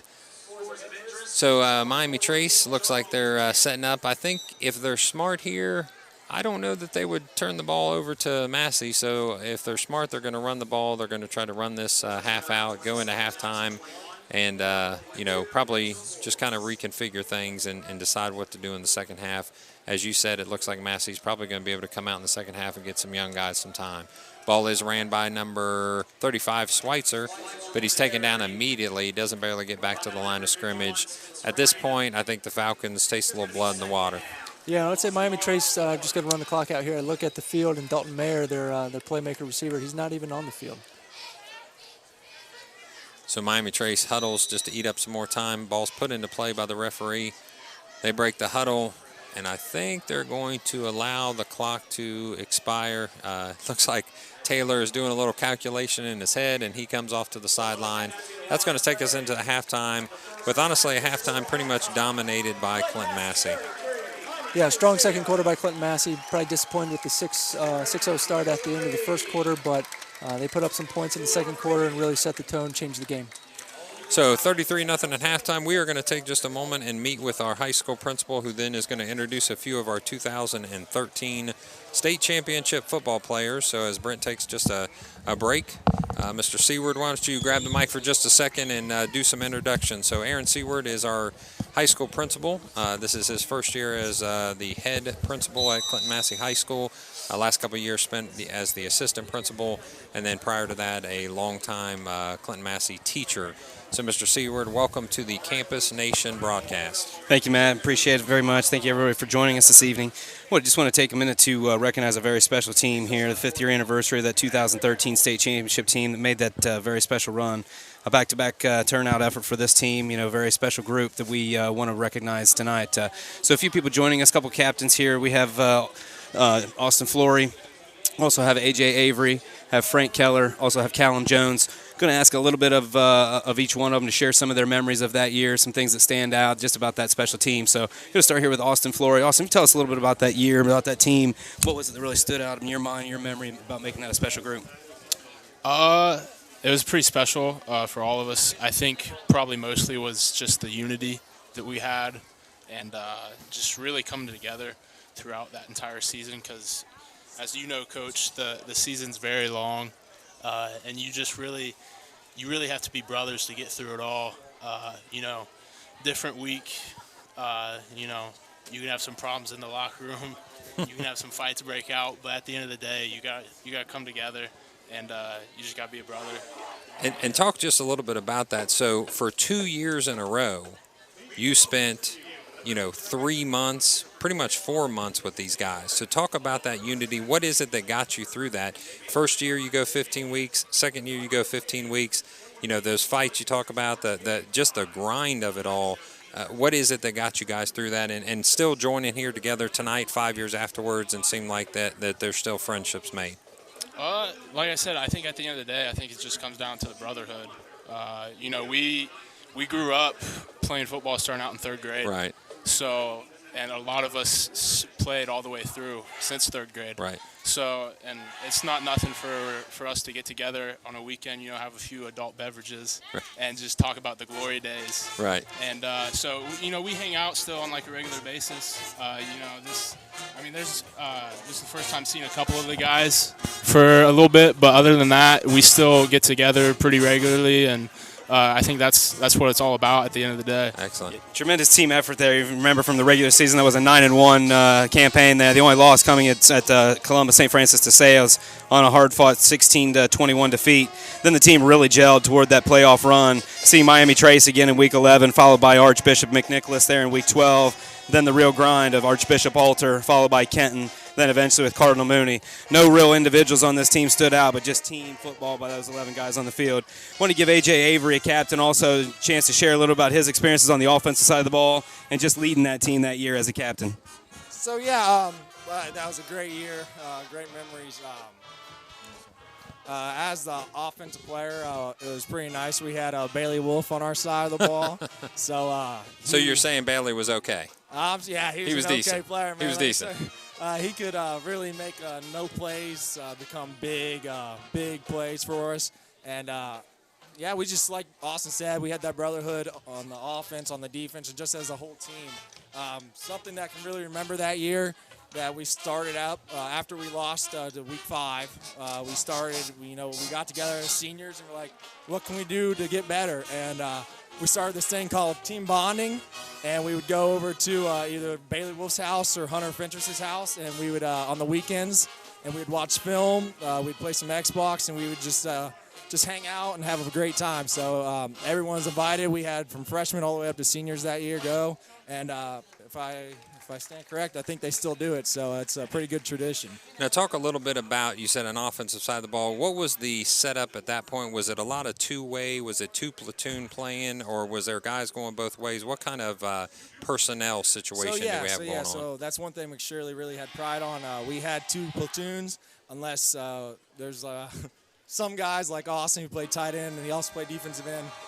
Bailey played running back and linebacker, and then I believe Kelson kind of went both ways, and then sometimes they would have the offense go both ways. But, yeah, for the most part, we were two platoon. We had like 80, 90 kids come out, so we were a big team. And did you think that helped get you into that Week 15? For sure, because going into the playoffs, you had people going both ways, other teams, and they would be tired by fourth quarter. And I think it showed because we'd be full go 24/7. By fourth quarter, we'd break the teams down, and we'd just pull away. So excellent. Let's not let those two men lie to you right there. Between Austin, between A.J., in those big games when it was time to step up, A.J. coming in to play 3 technique in that state championship game, that's one of those things. You do what you do with your guys, and when you got a guy that's ready to step up and play, and he did that, and he owned it. I think we need to make sure everybody understands that Coach Seward was on that coaching staff, so he got to see it firsthand for year in, year out for a long, long time. So the other end of the line there, I want to give Frank Keller a chance to talk about just what that tradition is like here at this school, being an offensive lineman under Coach McSorley and playing for Clinton-Massie, and some of the memories that stood out for him that year. So I would say most of our team was real average, except for people like Bailey Wolf were real special, and Austin, and I guess AJ. But the rest of us, we were very average players that played real well because we all got along together. We were a very good team. We all had a role. My role was just I had to tell my tackle and center what to do every play to make sure we had our blocking assignments. I can't say that because they're not here right now. But pretty much AJ was kind of the morale leader on the line. I was kind of like the brain, making sure we had our blocking assignments and down. And because of, I guess I would say our leadership, our cohesiveness as a line, it helped us out. I think one of my favorite memories was we whooped up on Kettering Archbishop Alter and their D-line with all D1 studs and stuff. So we got the W, and that's something I take a lot of pride in. Excellent. Now, you're not going to actually say that AJ was the smartest one. You're going to take credit for the smartest one, right? Exactly. I was the smartest one. AJ was just morale leader. Okay, he was the 3-year starter, but I probably still knew the plays better. He was the rah-rah guy, and you were the guy that was bringing it home. He had the experience and the leadership and the ability, but I had the brains, so I had to step up every now and again too. Excellent. Yeah, and representing that forgotten third of the game, I wanted to give Callum Jones a chance as a record-setting kicker that year to talk just about the special teams, really a special element of that team to really put us in position on that playoff run and really throughout the year. So, Callum, talk a little about that third of the game, those special teams guys. Being that third of the game, I think at least one of those games in the playoff, it came down. I think Kenton, it was 21-20. Just because they didn't kick PATs and stuff like that, ultimately they lost it because they wanted to go for 2, and I think they failed on all but maybe one of them, and we had 3 for 3, and we went through on that. So I mean, as a whole, I mean it's just as big as offense, defense. Just because a turn back for 6, that can be huge on kickoff return or punt return. So going through that year, what was that most nervous kick that you had? What was the most nervous you were going out to kick? Was it in a particular game or was it a particular situation? Honestly, probably the most nerve-wracking kick was probably my last PAT at State. No warming up. It was pretty much an ice ring.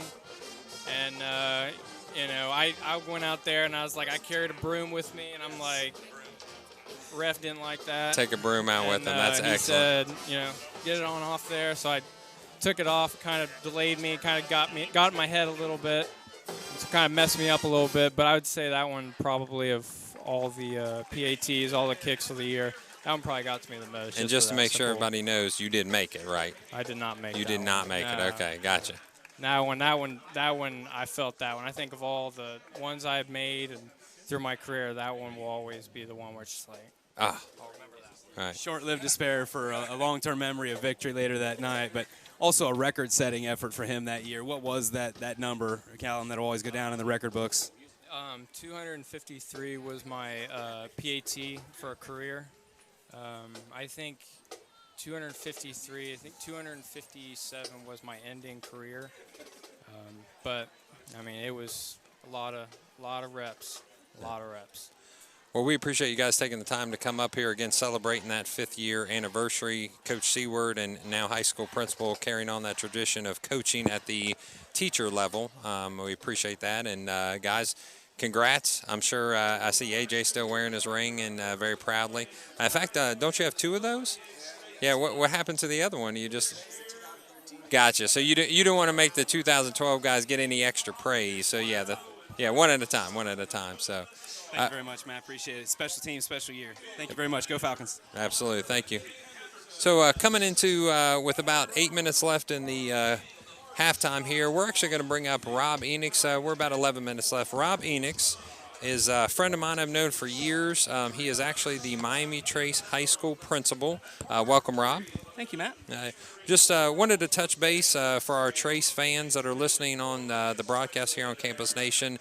Some of the great things that are going on at Trace. So obviously we know we have the building project and a beautiful new high school that's in preparation. Update our Massey fans who have long time seen Clinton-Massie and Miami Trace as very similar communities with respect for one another. What's going on up there in the Panther Pride? Well, this fall we have a new football field. We put in turf, and we're really excited about it. It turned out beautiful. We're really happy with how that whole project's worked out. We're also in the process of building new concessions and restrooms at our football facilities right now, because one thing that's always been unusual about our school is our stands and our restrooms are attached to our current school. So in order to be ready to go next fall with our new bleachers, which we'll be putting up next summer, we had to get a concession stand and restroom facility ready to go because we wouldn't want to have any restroom facilities. So that's going on right now. Yeah. So we've got construction going on everywhere. It's a really exciting time. Where our turf, I tell you what, it's been a great thing for our kids and our community. It's being used a lot. Just about every day we've got something going on out there, which is what it's about. So that's up and going already. The stadium is in use. Like you said, the bleachers are coming up probably into the summer, maybe next year. We're going to have to get our current building demolished and taken down, and then we'll be putting a new home side bleachers in, sitting around 2,400 people. And so that will come in once we get all the bleachers down, hopefully spring, summertime, and have it ready to go next fall. We want to be up and running next fall. Now, I know the projection is that you guys will be in either during or right after Christmas break into the new building. Right now, we're anticipating starting off in our new building on January 2nd when we return from Christmas break. We have some activities planned, which we will be orienting our kids to the building, kind of an orientation process leading up to Christmas break. So they become familiar with the building, the layout, the procedures, And so we're going to do that orientation with them leading up to Christmas break so that when we come back from Christmas break, we hit the ground running and we're ready to go. Now, tell a little bit about the, I guess, the history and the tradition of the building that's coming down. Actually, one of my favorite buildings in the old SCOL League because I think it had some character, it had some tradition to it, but it was probably time. You know, there was some concerns probably about the upkeep that was taken at that point. And there was, and we had our struggles at times. I think our maintenance and custodial crew did an outstanding job of making that building not functional, but actually something that the community could take pride in. But I think another piece of that is the technology side of things, and the fact that it is hard to integrate new technology into an old building. So I think we're really going to see a big benefit from our new building. It does have a lot of character. That building was opened in 1962, I believe, and it was a consolidated school district. So at that point in time, we were bringing a lot of the smaller districts in the county together. Right. And it was a big change for everybody. And kind of, that's what we've told our kids, change is inevitable. Some of our seniors, I think, kind of feel connected to that old building and moving into it in the middle of the year. Sometimes could be tough for them, but we're including them in part of the decision makings and how we, new traditions will be starting. This is just a really exciting time to be putting all that together. Now, help me understand all the things that were in that entryway going into the gymnasium. You had a lot of the old, I guess, kind of like Hall of Fame type players. Yes. There were some balls, game balls, and different things like that. Is that going to transition over to the new high school? Absolutely. We're doing a few different things with that. It was kind of unique. Our Athletic Hall of Fame, when you walked right in, and the large pictures that were up there. Yeah, the pictures are great. And we had a nice area to do that in. A little bit different than the new high school. We've actually taken those pictures and digitized them. And they'll be in a little smaller format in the hallway near the gym that we're going to call our Athletic Hall of Fame. Okay. So we've done that with both the team pictures and the individual pictures. And we also are going to put those into all that's going to go into a kiosk as well. So when you walk into our main lobby there in front of the auditorium, we'll actually have a large screen touch kiosk that you'll be able to go up, not only bring up Athletic Hall of Fame but also members, classes, our class composites. We're actually working on the same thing. Yeah, and we're really excited about that. Just again, the things you can do with technology. Yeah, it's really exciting. We had a company come in, I know exactly what you're speaking of, and they kind of had a threefold process to say it could be a Hall of Fame, it could be a kind of a class reunion type thing where you can go in and look at people's. And what was neat that they showed me was that they could bring up a composite picture or a class picture, and you could actually click on a person's face. Exactly. And that information would come up. I thought that was just absolutely amazing. So besides that sounds neat. What is one of the main things you're looking forward to in that new building? Oh gosh, it's been such a great process to be a part of. I've never been a part of something like this before. Yeah. Back when we had passed this bond issue back spring 3 years ago, I believe it was, within about 3 or 4 months, we started a process called educational visioning, and it involved. We weren't talking about necessarily the building construction, but we're talking about what we wanted education to look like in the 21st century, not even now, but what it may look like in the future. We involved teachers, students, community members, business leaders, local government officials. We had a lot of people involved in that process, and we talked and we explored different types of instructional delivery models and what we really wanted our students to be able to do. And from that vision of what we wanted, we designed our high school around that. That sounds awesome. And so I think to see all that come together from a standpoint that it was very collaborative. From that, we took those visions, and then our staff, we really kind of drilled down to our staff and our departments of how we were going to make that happen, how we were going to design a structure to make that happen. And I think to see all that come together is going to be really exciting. That sounds fantastic. I know that sounds very exciting for both you as an administrator and for the students. And that's what it's all about, is bringing the community together and the students so that they can have a voice in that process. It sounds like Miami Straight's done a great job doing that.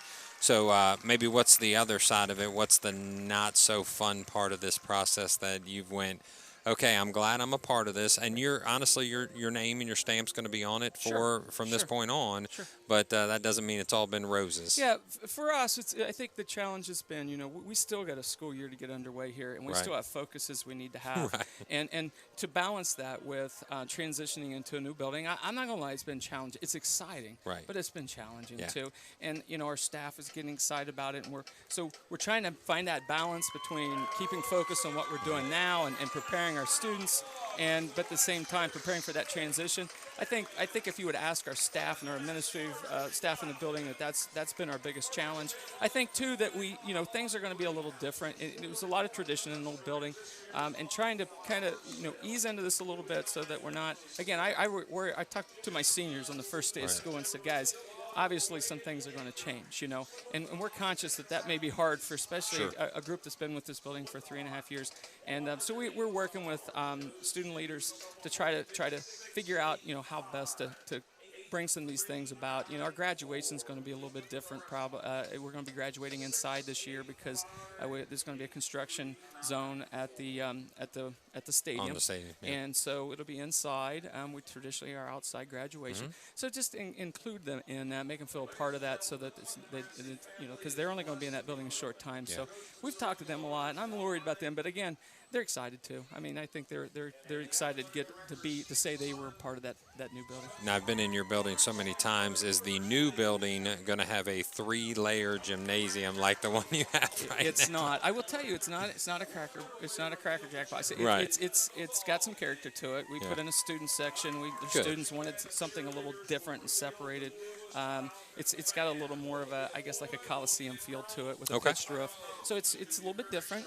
It's not like what we have now, of course. But it's going to have its own character to it. Excellent. Well, we appreciate you coming up here tonight, taking some time away from your fans and taking some time away from the team. And, because we had some experience as fellow administrators. I got a lot of respect for you, Rob, and I know that your staff thinks a lot about you. And how many years have you been now at Miami Trace? I've been at Miami Trace for 29 years now. And as an administrator? I've been in administration for, gosh, you asked me too quick. I think it's 16 years now. 16.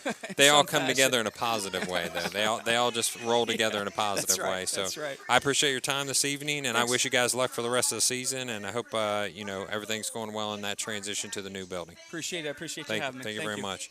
That's Rob Enix, high school principal at Miami Trace High School. Does a great job for the Panthers over there. Been there a long time member of the staff and somebody that just kind of bleeds that Panther blood. So bringing back Brent Schurz for our second half here in about 3.5 minutes. Brent, let's just run down a few keys, things that we've seen in the first half and things that you're interested in seeing for the second half. Well, I tell you, that's probably the coolest gender reveal I've ever seen. Yeah, how about that? So just for those of you that will get to see it on video later and those of you that might be listening in the background, Mrs. Running, our athletic director, longtime Clinton-Massie resident and employee, has been doing athletic director for a few years now. She did a gender reveal for her son and her son's wife, who happens to be Coach McSorley's daughter. So here's an interesting connection. You have a McSorley daughter and a Running son that have joined together in matrimony and have been married for a little while now. They've decided to expand their family just a little bit, and we've been building it up all week for a gender reveal, and it looks like they did a gender reveal just moments ago, and it's going to be a boy, so that I'm sure they're going to name either Brent or Matthew, one of the two. Well, as the announcer said here, they will no doubt know the wishbone offense. Yeah. Well, I'll tell you what, so coming over this first half, looks like the Massie Falcons are coming back onto the field. What are the things that we want to make sure and get done in the second half besides just get the young guys some playing time? Yeah, get the young guys some playing time, keep everyone healthy, but when you think back to the keys of the game that we talked about earlier, right, it was establishing the run, establishing the line. Clinton-Massie did it really in the second quarter. Wasn't a great first quarter by their, probably by their measure. If you're Miami Trace, hey, look, you've got nothing to lose here. Let's air it out. Let's get it in the hands of Dalton Meyer. Let's get Tyler Taylor in space. Let's get the ball to Caden Schweitzer, maybe even in space too, so he can be running downhill. But again, for Clinton-Massie, you want to get some younger guys, some exposure, and that's why Massie continues to have this kind of domination year after year, because freshmen, sophomores, juniors, they're getting so much practice throughout the course of the season. Fortunately, because Massey's so strong and they're having a lot of blowout games. You know, you look back to Clinton-Massie, and he's Clinton, and I know it'll cut you deep a little bit, right? But it was 77-7, and I can only imagine. I didn't see the game, but I can only imagine it was pretty much all the reserve team getting in some extra time. There was. And you see how that pays off too, because then our freshman team went and beat Muller High School. You wouldn't expect that, right. But you know, that gives them a lot of confidence moving forward over the next 4 years too. So then let's talk from the Trace side of things. I mean, I have been a coach. I coached football for years at the varsity level, at the Pee Wee level, pretty much anything you can think of. What happens to a team when they go into the locker room at 33-0, and to be honest with you, has been outplayed on pretty much every aspect or in every aspect of the game? Yeah, you look for any positive, right? So you talk about, hey, we were so close. Let's find a way to get close again. You know, they just ran out on the field, though. They don't look super excited to be here any longer. I would agree wholeheartedly. You know, I think they have a running clock now in the second half, so they might be a little thankful for that. You know, which hey, we want to see them have some success too, because it only helps if they're building confidence out through the rest of the season. And Massey ends up with a victory here, it only helps them for the playoff points moving forward. Yeah, absolutely. We want them to win every week, but this one. You know, absolutely. I will have to agree with you. It looked like some long faces. Look like some guys that were kind of excited to get this started so it can get over. Yeah. 33-0 is a tough road to hoe. And I would say right now I think they understand that they're in a part of their building process where they've got youth in a lot of important positions, and Massey's got a little bit more experience with a numerous amount of seniors, and that senior leadership is kind of shown out here. I'm very excited to see some of these kids in the second half. Again, I think we bring up the Van Hoos young man. I'm excited to let him get a couple carries. I'm hoping even behind a decent size or a decent first-team line. Just a couple notes here. So we had talked about people listening to us all over the country. I did get a note from somebody driving back from Canada. Big old fishing trip up in Canada. I'm sure they had a great time up there, caught a lot of fish. And is on the way back and is checking out the broadcast on that long drive back, so we appreciate them tuning in. Miami Trace setting up for a little stretch, little warm-up on the right side of the field there near their 10-yard line. Massey, I would say Massey's demeanor is also maybe a little relaxed. They're in a warm-up process too, but they see the score and they kind of know that it's probably not all that exciting for Trace to come out here and possibly get a few more points put on them. Yeah, I mean, the reality is what's Miami Trace facing the rest of the game? They got a half of football left. They got a long bus ride and an early morning to go through and live this nightmare again. Right. You got the Massey side. You know, I can't imagine Coach is probably too happy with kind of the social hour they got going on over there either. Yep. But I can promise you the tone will be set. And if not, anyone who is not setting or living up to the expectations, they'll probably find their way on those aluminum bleachers right now where Coach Rolfe is sitting there strategizing for the second half. I think Coach McSorley has an interesting balance. I'd actually say it's a positive balance. A lot of people think he's kind of over the top and screaming and yelling and things like that because he has a boisterous personality. He is very motivational. He likes to get excited. And what's interesting as a superintendent, I've seen him, he kind of teaches the same way. I mean, when he's in class, and I don't say this negatively, I say it actually with a lot of positivity to it, is he gets excited about teaching. I mean, when he's talking about he's a health teacher, he does PE, he has that same fervor and that same excitement for education as he does for football. It's just that it's easier to hear when he's on the football field and there's no walls blocking him.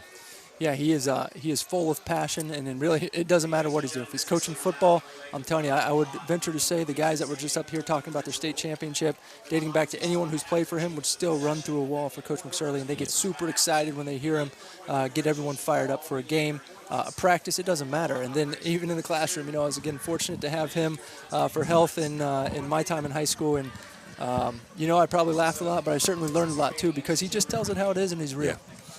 Absolutely. He's very, very, tell it how it is probably a good a good descriptor of what he does in the classroom. He doesn't hold any punches. He wants you to know, hey, real life's out there, and if you don't understand it now, it's going to hit you in the face. So, and I think real life has kind of hit Miami Trace in the face a little bit. I think they came in probably crossing fingers and hoping that they would catch Massie, maybe sleeping on him a little bit, maybe just not prepared, not ready to go, not 100% into this game.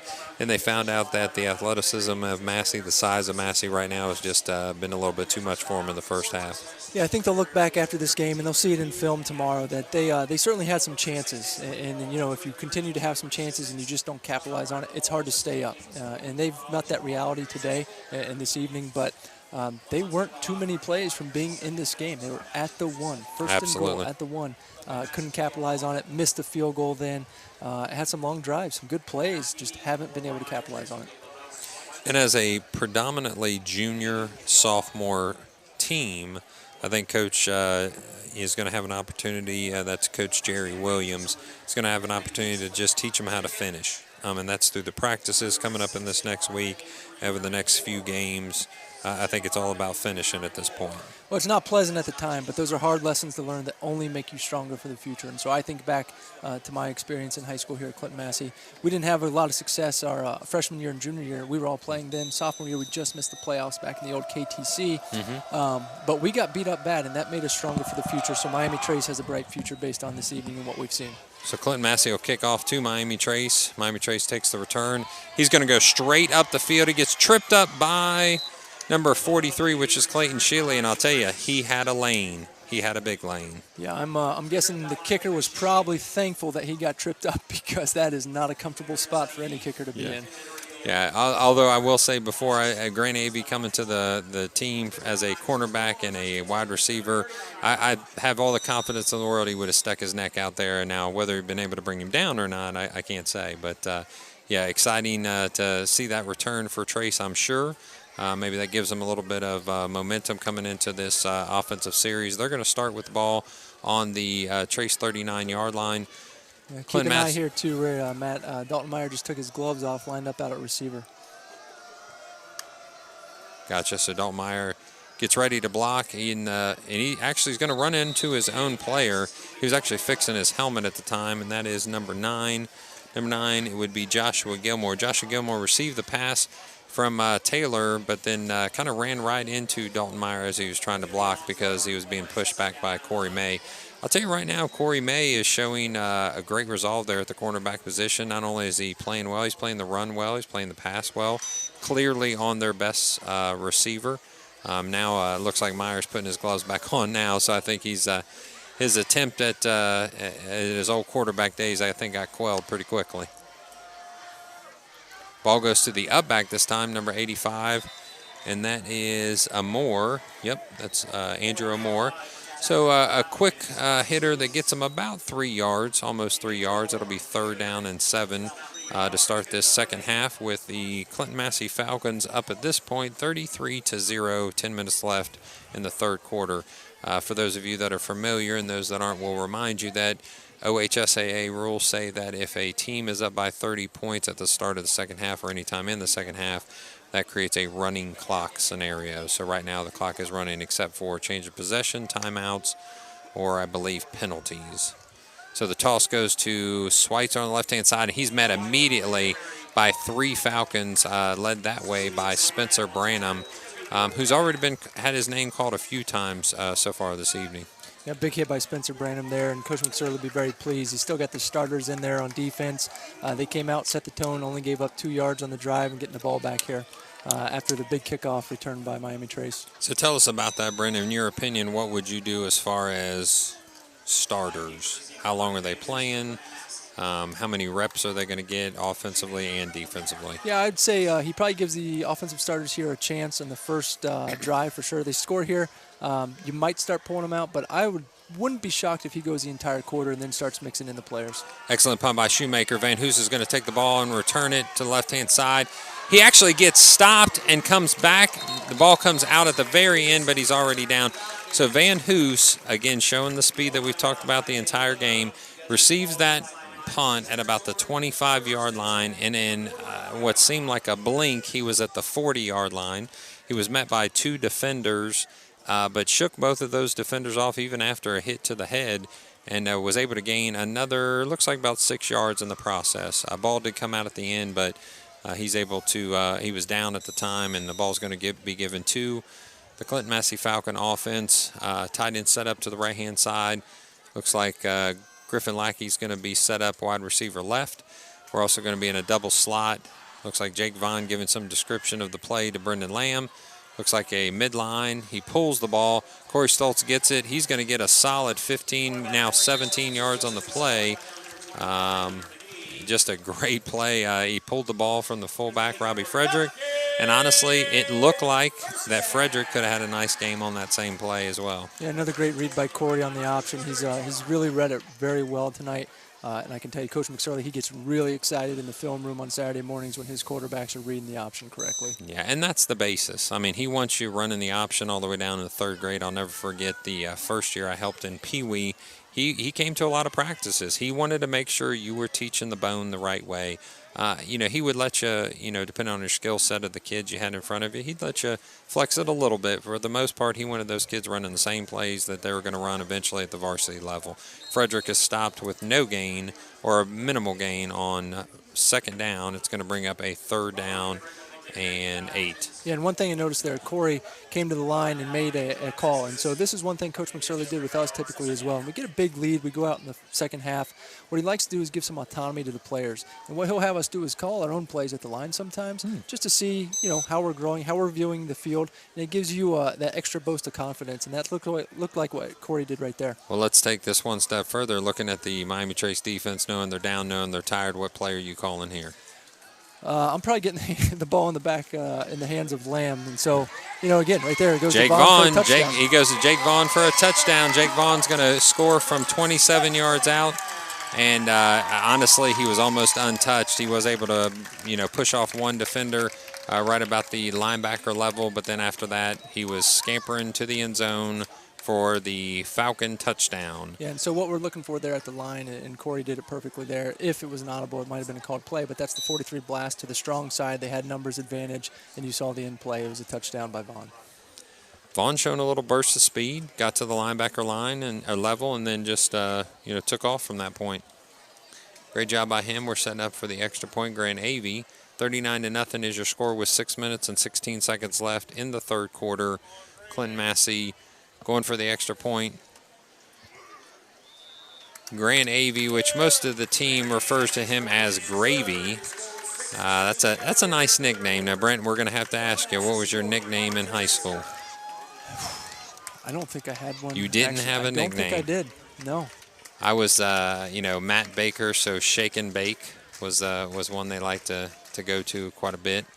But not that I had any moves, believe me, as I was a lineman, so I was more about just following the running backs after they scored and being happy for them. That was my version of Shake and Bake. Yeah, and in football, Bob Bowman, the old journalist for Wilmington News Journal, he once called me Swivel Hip Schurz in the newspaper. Thankfully, it didn't stick. But in basketball, actually, Coach Carlos Roberts, who worked with us on a very successful senior season, he gave me the name Master Lock, and that one stuck a little more of a defensive specialist in basketball than I certainly was in offense. But yeah, those are the only 2 nicknames, and thankfully Master Lock had a little more sticking power than the other one. Yeah, I don't think I'd want to be called Swivel Hips anything. No. So that, especially in basketball, that could be a bad connotation of defense. I will say that I can echo that sentiment about your success and your defensive prowess. I actually spoke to one of your former coaches, knowing that we were going to join together in this broadcasting booth, and they actually called you the same thing, a defensive specialist, that you were a lockdown type defender, just a student of the game of basketball. So that's an excellent compliment. Looks like it's going to go out of bounds. Clinton-Massie is going to have a penalty on the kickoff, out of bounds, right about the 7-yard line. So it's going to bring the ball back out for Miami Trace. In high school, I believe that's going to come out to the 30-yard line, I believe. It might be even further than that. Maybe even 35. So Clinton-Massie having a little bit of a hiccup there on the kickoff. So it looks like, the referees are bringing the ball up to the 35-yard line. So it's going to be out of bounds by Clinton-Massie. And Miami Trace is going to take over the football at the 35-yard line. First and 10 for the Panthers, and it is going to be set on the offensive right hash with Miami Trace going from left to right on your screen. Yeah, Massey still got the starters out there too. You know, it's important that they still get this experience and play, because what you don't want to do is have them prepare so hard all through the week to only get a half of experience, because you can get a little rusty and sloppy then for the rest of the season if you only have half the experience of the other teams. I think that was a complaint about some of the times that we were beating people 70-0 and 45-0, and I think it got to the point where you didn't get a second half in, or much of a second half in, and when we would keep our starters in the second half, people think McSorley's just run up the score when he's trying to just keep them conditioned. Yep. So Miami Trace starts off with a running play on that, and it doesn't go for anything. It basically gets stopped at the offensive line. So Clinton-Massie's defensive line has decided that it doesn't matter if it's second half we're up by 40, we're going to make our presence known. Clayton Shealy and Spencer Branham in on that last tackle. Taylor gets the handoff, and Branham swallows up that running back about 2 yards deep in the backfield. No chance on that play. Yeah, really surprised by Miami Trace running the ball the last 2 plays. Massey's got all 11 in the box, so all 11 players are within actually the first 9 yards. And so, that's a testament to Corey May coming in and really shutting down Dalton Mayer. But really surprised at this score with the athletes and the talent of Tyler Taylor not to be taking a chance downfield. Entering the game for Clinton-Massie Falcons is number 16. I believe that's Nolan Prignitz. Yep, Nolan Prignitz is coming in on the defense side of the ball. He's going to be in the defensive backfield covering one of the Miami Trace receivers. Corey May still in the defensive backfield, but Nolan Prignitz joins him on the defensive left side. Taylor wants to run the ball. Then he throws the ball out wide to number 9. That's Joshua Gilmore. Looks like that's going to bring them up for 4th down. Yeah, well-designed play there by Miami Trace. They got a stack with the receivers. The defenders both go deep, and the trail receiver then breaks out to the outside. Just not a great, accurate throw there, but a well-designed play. I think at this point, with Taylor having been in on every offensive snap, on the punts and punt returns, it just looks like he might be wearing out just a little bit. He comes out to the far right-hand side of the offensive front.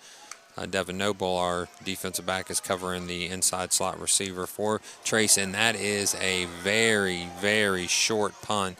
In fact, it's going to rest at about the 48-yard line. There's a foul in the play.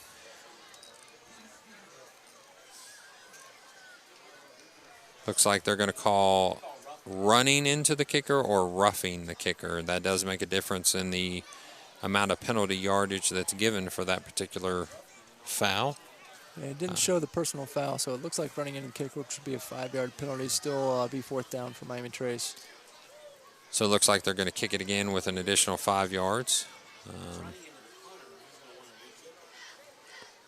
Miami Trace is going to set up to re-kick this punt.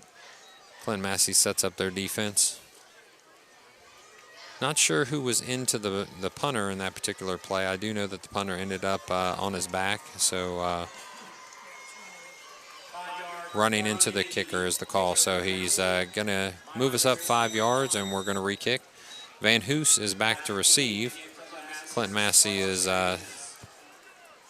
going to set up on the 40-yard line in defense, and the Miami Trace Panthers are setting up the punt on the 40. Looks like they are missing a player. They snap the ball anyway, and the punt is away. Van Hoos shakes that one off because it goes out of bounds at about the 37-yard line. Yeah, when you get a punt blocked or you get a running into the kicker, you can shake the nerve of the punter a little bit, and just a miss there. So with Clinton-Massie up 40-0, and it looks like 2 minutes left in the third quarter, Clinton-Massie's going to take over with, again, most of the starters out there, although I do see Prignitz coming back on the offense side of the ball. I do see Van Hoos in the backfield. Corey Stoltz is still your quarterback, and it looks like most of the offensive line, if not everyone besides sophomore starter Colton Doyle, is still in the game. So coming out in their double slot look, Jake Vaughn on the right, Van Hoos starts into the left, and Robbie Frederick gets a handoff. He's immediately met, but breaks off of a tackle. He's going to add another 15, 20, and he breaks a tackle, and he's going to score, ladies and gentlemen, down the sideline. What a fantastic run by Robbie Frederick. He was met probably 3 separate times with a defender in his face. He was able to shake off one, stiff arm another, and then just flat run over the third guy. Yeah. What a great run by Robbie Frederick. Absolutely great run. Shifty moves down the field, but also a shout out to Seth Schmidt, who was downfield blocking and just absolutely bulldozed a player about 20 yards downfield. And what did you say before? You said that this offense is going to go when you get that downfield blocking, whether it's by receivers, whether it's by backside offensive linemen. But if you're getting a block 20 yards downfield, it's because you've stretched one at that point. That's excellent. So now we're up 46-0 with the extra point by Grant Gravy Avey, and he's going to put one through, making it 47-0 with 1:23.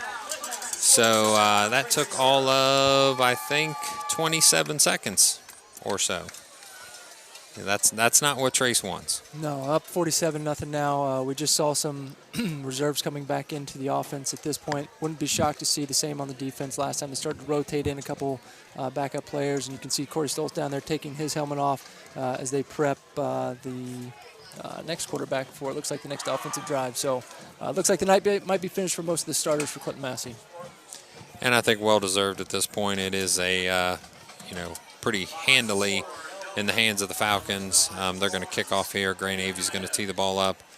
Looks like the kickoff team is pretty similar to what we've seen so far. I think those are the opportunities that you can still keep everybody sharp in the special teams game. A lot of people take that for granted. It's a third of the game. A lot of times you get maybe some non-starters on there. You get some guys that want to step out when the score is this high. But to keep that unit together, I think is very important, especially going into next week, where I don't predict a 47-0 drubbing by the Falcons against the number 3 team in Division III in the state. Yeah, and even though they're up 47-0, this is no place where you want to take a chance, because this is where momentum really shifts. If someone would return a touchdown on a kickoff.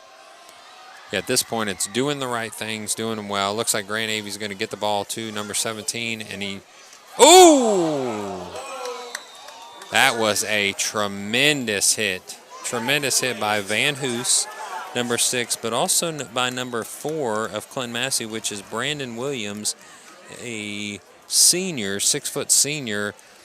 Sees himself more in a reserve role, but I think he put a stamp on things right there. That was an excellent hit along the left side of the kickoff return. Number 17 for Miami Trace, which is Jaden LeBeau. He was met with some thunder there by the 2 Falcon defenders. I'll tell you what, though, I like that play by Jaden LeBeau. He didn't shy away from contact there. He's a freshman coming in at 5'11", 160. The game's a little bit out of hand, but he just earned some respect from his teammates because he went at it head on. Absolutely. Into the game on defense, number 21 for Clinton-Massie, which is Dalvin Maple, and looks like Mr. Joe Boffman's in there as well, defensive end. So we got a lot of reserves in for Clinton-Massie right now, but they're still having a lot of success, and that's even more frustrating for Miami Trace, right? You have your first-team offense going against the second-team offensive or defensive Clinton-Massie, and you're just not seeing the production and results that you hope. You saw some of the frustration there by the offensive line and the running back, Caden Schweitzer there, who he got met in the backfield as soon as he touched the ball. Never a good feeling for a running back.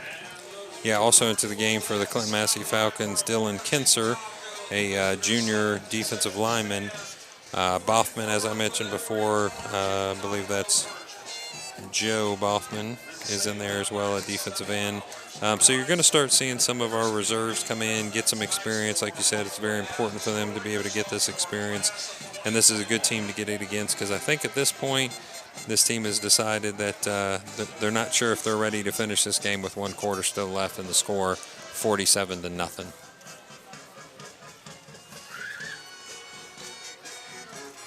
Clinton-Massie comes back onto the field. They will be on defense to start the 4th quarter.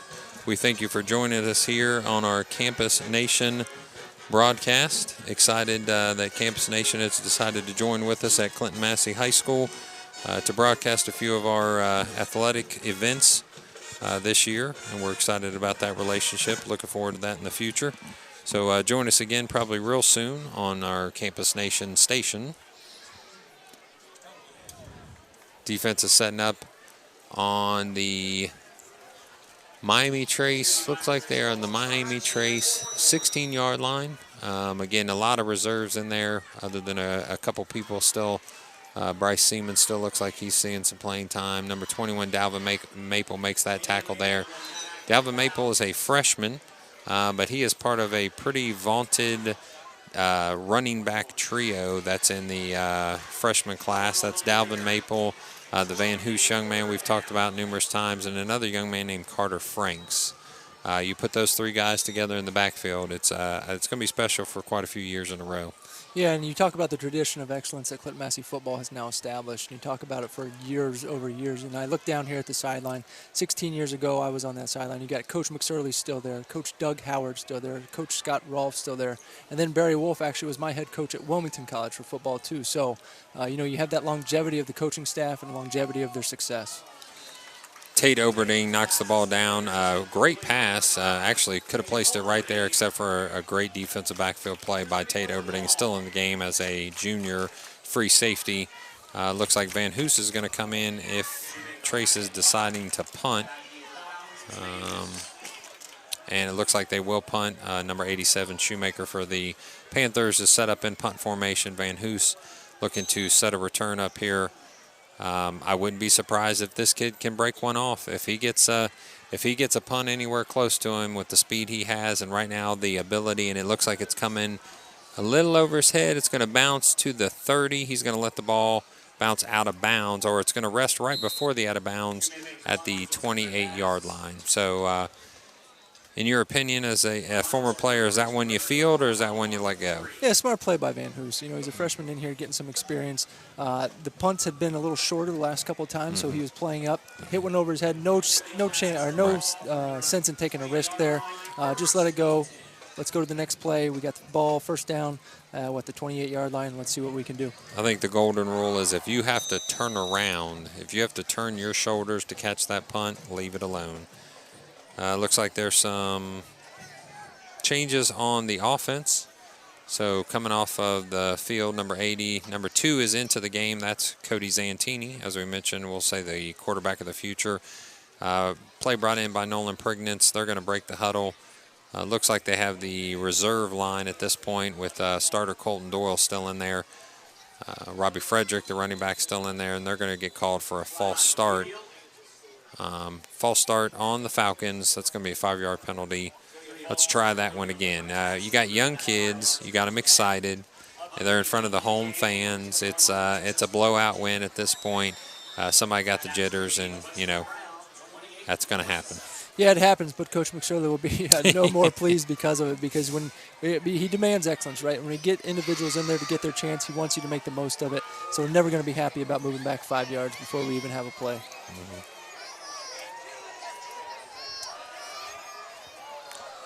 Clinton-Massie sets up with a toss to Van Hoos. He's going to take the ball that's Caden Clutter.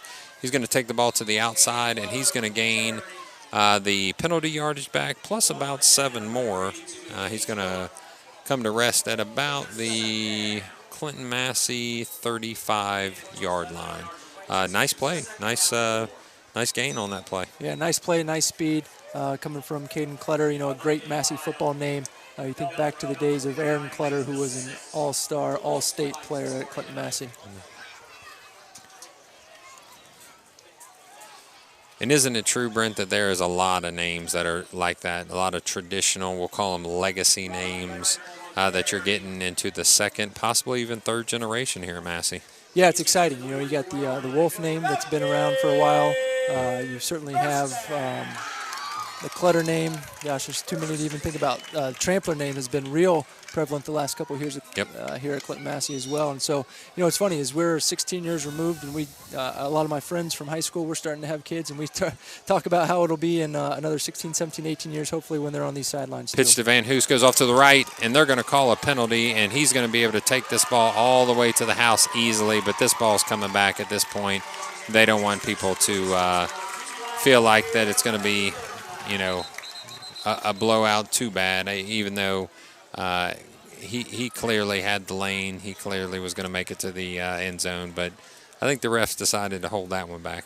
Yeah, it looks like it might be a late flag to another possible unsportsmanlike conduct or personal foul by Miami Trace late in the play. But you mentioned earlier that Van Hoos was moving at the blink of an eye, man. I tell you what, he looks like he's moving at a different speed than everybody else. Yes. He is just fast. Yeah, he's a fast kid.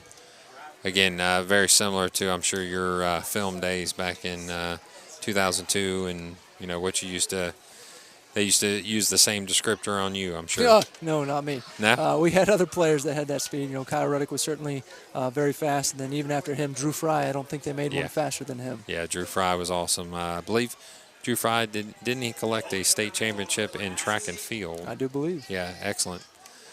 So they're going to offset that penalty, and we're gonna do it again. So Clinton-Massie is brought back to the 39-yard line, the Massey 39-yard line. Van Hoos would have scored on that play. Made 2 or 3 very nice moves in order to get himself free after about the 20-yard gain or so area, and then just took off. I mean, he was gone. There was nobody catching him. So they're set up again in a double slot formation, 2 wide receivers wide. Van Hoos starts to get the pitch, but they fake the pitch and give it to Robbie Frederick underneath, and Robbie Frederick's going to get a solid 6 yards. Yeah, again, a nice play on the read. Good read by Zantini. He probably could have pulled that as well, but that was a win-win play there. He had the defense in between what they wanted to do, made the nice, safe handoff, and with giving the ball to Robbie Frederick, what we just saw him do in the last drive, not a bad option at all. Yeah.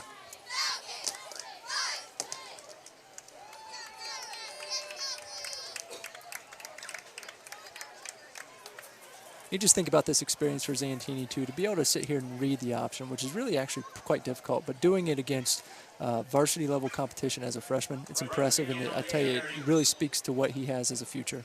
Absolutely, and there's a lot of people that are excited about that freshman potential. You had mentioned winning the game against Moeller, and there's a lot of people that have had that conversation about, you know, what does that do for our confidence level? What does that do for our future?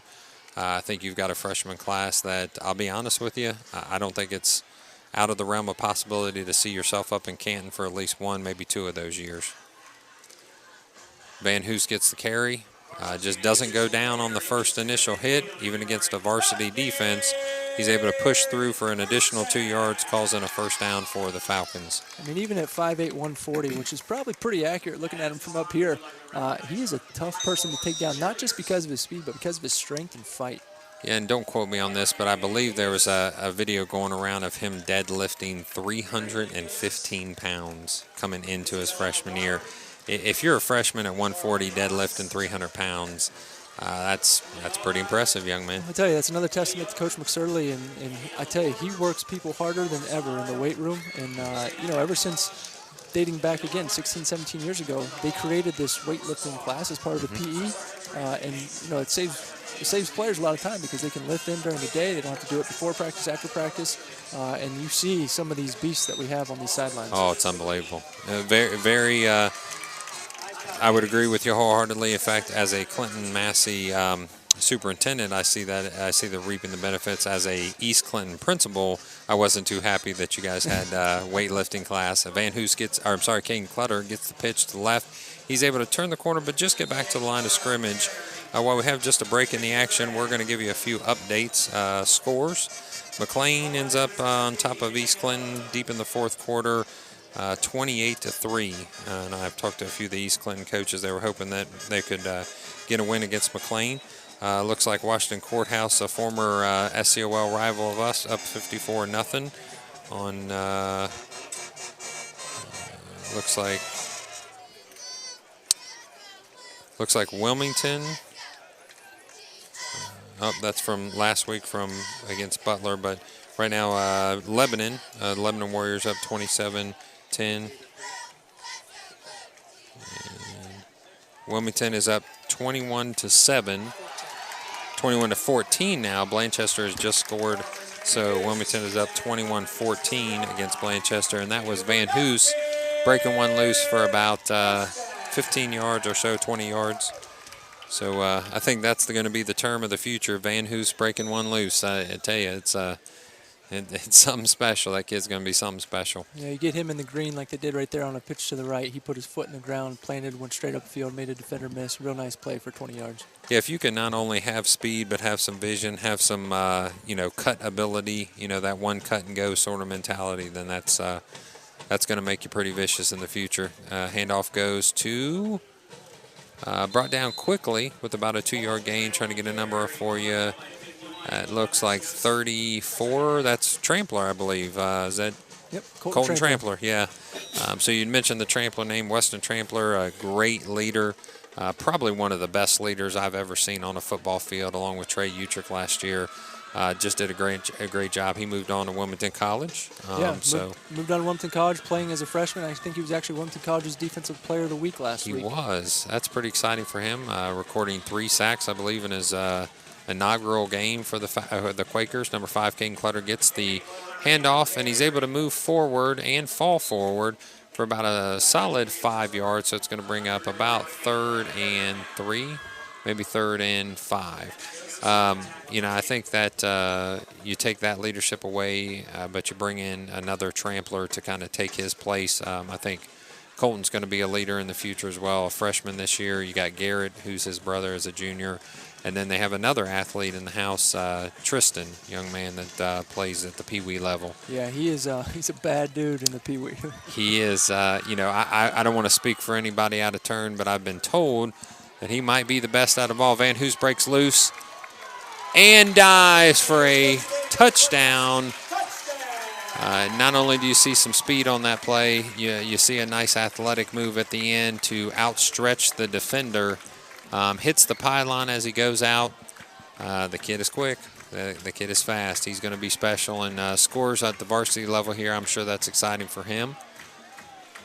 Yeah, no question about it. Great run, again, using his speed to get to the edge. You know what else I love about him, right? He scores a touchdown, big moment in front of the home crowd, varsity game.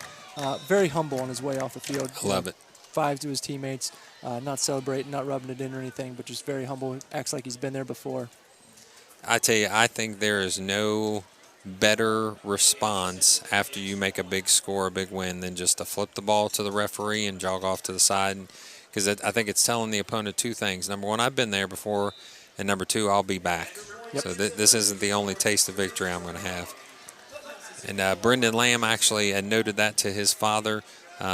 Transferred in here from Lebanon High School. He was a starter in basketball his freshman and sophomore year. And then he was also a starter, I believe, in football. I know at least for his sophomore year, probably got some playing time as a freshman as well at running back. Comes to Clinton-Massie, knows he's going to get the carries here that he wasn't maybe able to get at Lebanon because they were more of a spread pass-happy team. But I told his father after watching him during those first couple 7-on-7s and different events that I love the fact that he just simply walked the ball back to the ref, handed it to him, and went back to the huddle and said, I'm going to do it all over again, boys, in the very next play. Yeah, it's obviously being humble is very important, especially as we build leaders for the future.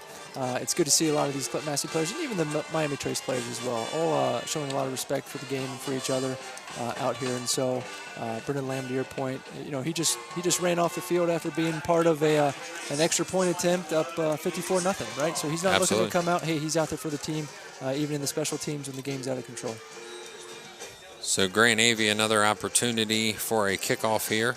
I think this is a very important thing for him to get where he wants to get in his skill set for this pooch kick, and he puts it right into the arms of number 17 again, LeBeau. Number 34 and number 8, Bryce Siemens, number 8, and makes that tackle. Number 34, I believe, was Colton Trampler. And both of them combined to make the stop of number 17, LeBeau, on the return. I like what you said earlier about LeBeau. He is not afraid of anything. He's coming right at people. He wants to make sure that he gets every yard that he possibly can. And did you list him as a freshman? Yeah, he's a freshman, 5'11", 160. He's getting his chance to play. He takes a kickoff. Again, this game's 54-0, and he's out there fighting like it's the beginning of the game. That's excellent. That's the kind of guy you want, and hopefully something they can build on in the future. With just a minute to remain in this game, we're up 54-0 Clinton-Massie. Trampler stays in the game at linebacker. It looks like the referee, nope, Miami Trace is going to call timeout. They want to make sure they get these young guys. It looks like they also are changing over to a few reserve players. Maybe not well, yeah, for the most part, it looks like they're gonna try something a little different here and let some young guys get a couple snaps, and they're going to call a timeout to make sure that they can get everybody set and run a play that's going to do them some good. Clinton-Massie with a nice crowd here this evening, but as you can tell with a score as it is, a few have started to step away, step towards their homes, get ready for a long weekend. Clinton-Massie student section is very supportive, doing a great job. Cheerleaders bringing it home this evening, showing a lot of energy, a lot of excitement. As we said, there's pretty much nothing like Friday night football in front of your friends. Yeah, and I tell you, it was like 93 degrees at kickoff, a little muggy, but right now it's perfect. There's a nice breeze going on. It's a perfect Friday night. So Clinton-Massie will take the field on defense. Miami Trace goes for the handoff, missed tackle in the backfield. Number 3 is going to run the ball. It looks like he's going to be able to get close to a first down. Number 3 is... is that Dalton Mayer running quarterback? Yep, it is. It is. I'd say he is the Swiss Army knife of the Miami Trace Panthers. He's doing it all. He's out a receiver. He's setting up now at quarterback. As you said, he's had some experience in that position, so giving him a couple snaps here with the young guys, see if they can maybe take a look at him, see if that's something they want to do in the future. In the pistol formation, gets the looks like it's going to be a false start by Miami Trace. Just like Clinton-Massie, they had a little excitement in their veins. So that's going to bring the game to a close. Time runs out. 54-0 is your final score for Clinton-Massie against the Miami Trace Panthers. Clinton-Massie lines up to shake hands. Overall, grade the performance. Brent, how do you feel that the first team varsity offense and defense look for Clinton-Massie? Yeah, I'd say after the first quarter, you give them an A. The whole game, I'd probably give them an A-, B+, right? You don't like to see the sluggish start, but the important part is they responded from it, came back, and led the offense and led the team to a 54-0 overall victory. The reserves obviously contributed to that. But, at the end of the day, Coach McSorley should be pretty happy as they go through film tomorrow morning. But they're going to need to play a much cleaner game next week with Bishop Hartley coming in town. And what are your concerns moving forward against Bishop Hartley? I think it's important that we get the individuals that we had hurt this week back in the game. You'd like to see a little bit more crispness in the passing game because you're going to need it in these close games. But the challenge is, you don't get a ton of practice with it because when you're a triple option team, that's what you're focused on, really your bread and butter. And so, it's a kind of a double-edged sword there. So special teams, the missed extra points, you don't like it. You need those points in a close game, as we saw against Coldwater and Fenwick. But all in all, again, a solid game, a big win coming out here with a team that used to have our number and used to be a good rival. So, there was no letdown except for maybe that first quarter. So, again, all in all, a good win. Big game coming up next week. So just for the Trace fans that are listening to us, what do we see about Trace? What are the positives you're taking away from this game? You basically have to just take the score and put it aside. Yep.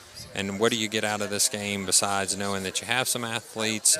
They just couldn't find their groove this evening. Yeah, look, you recognize that this is a young team, but you also recognize and take some positives out that you played toe-to-toe with one of the better teams in the state in Southwest Ohio through the entire first quarter.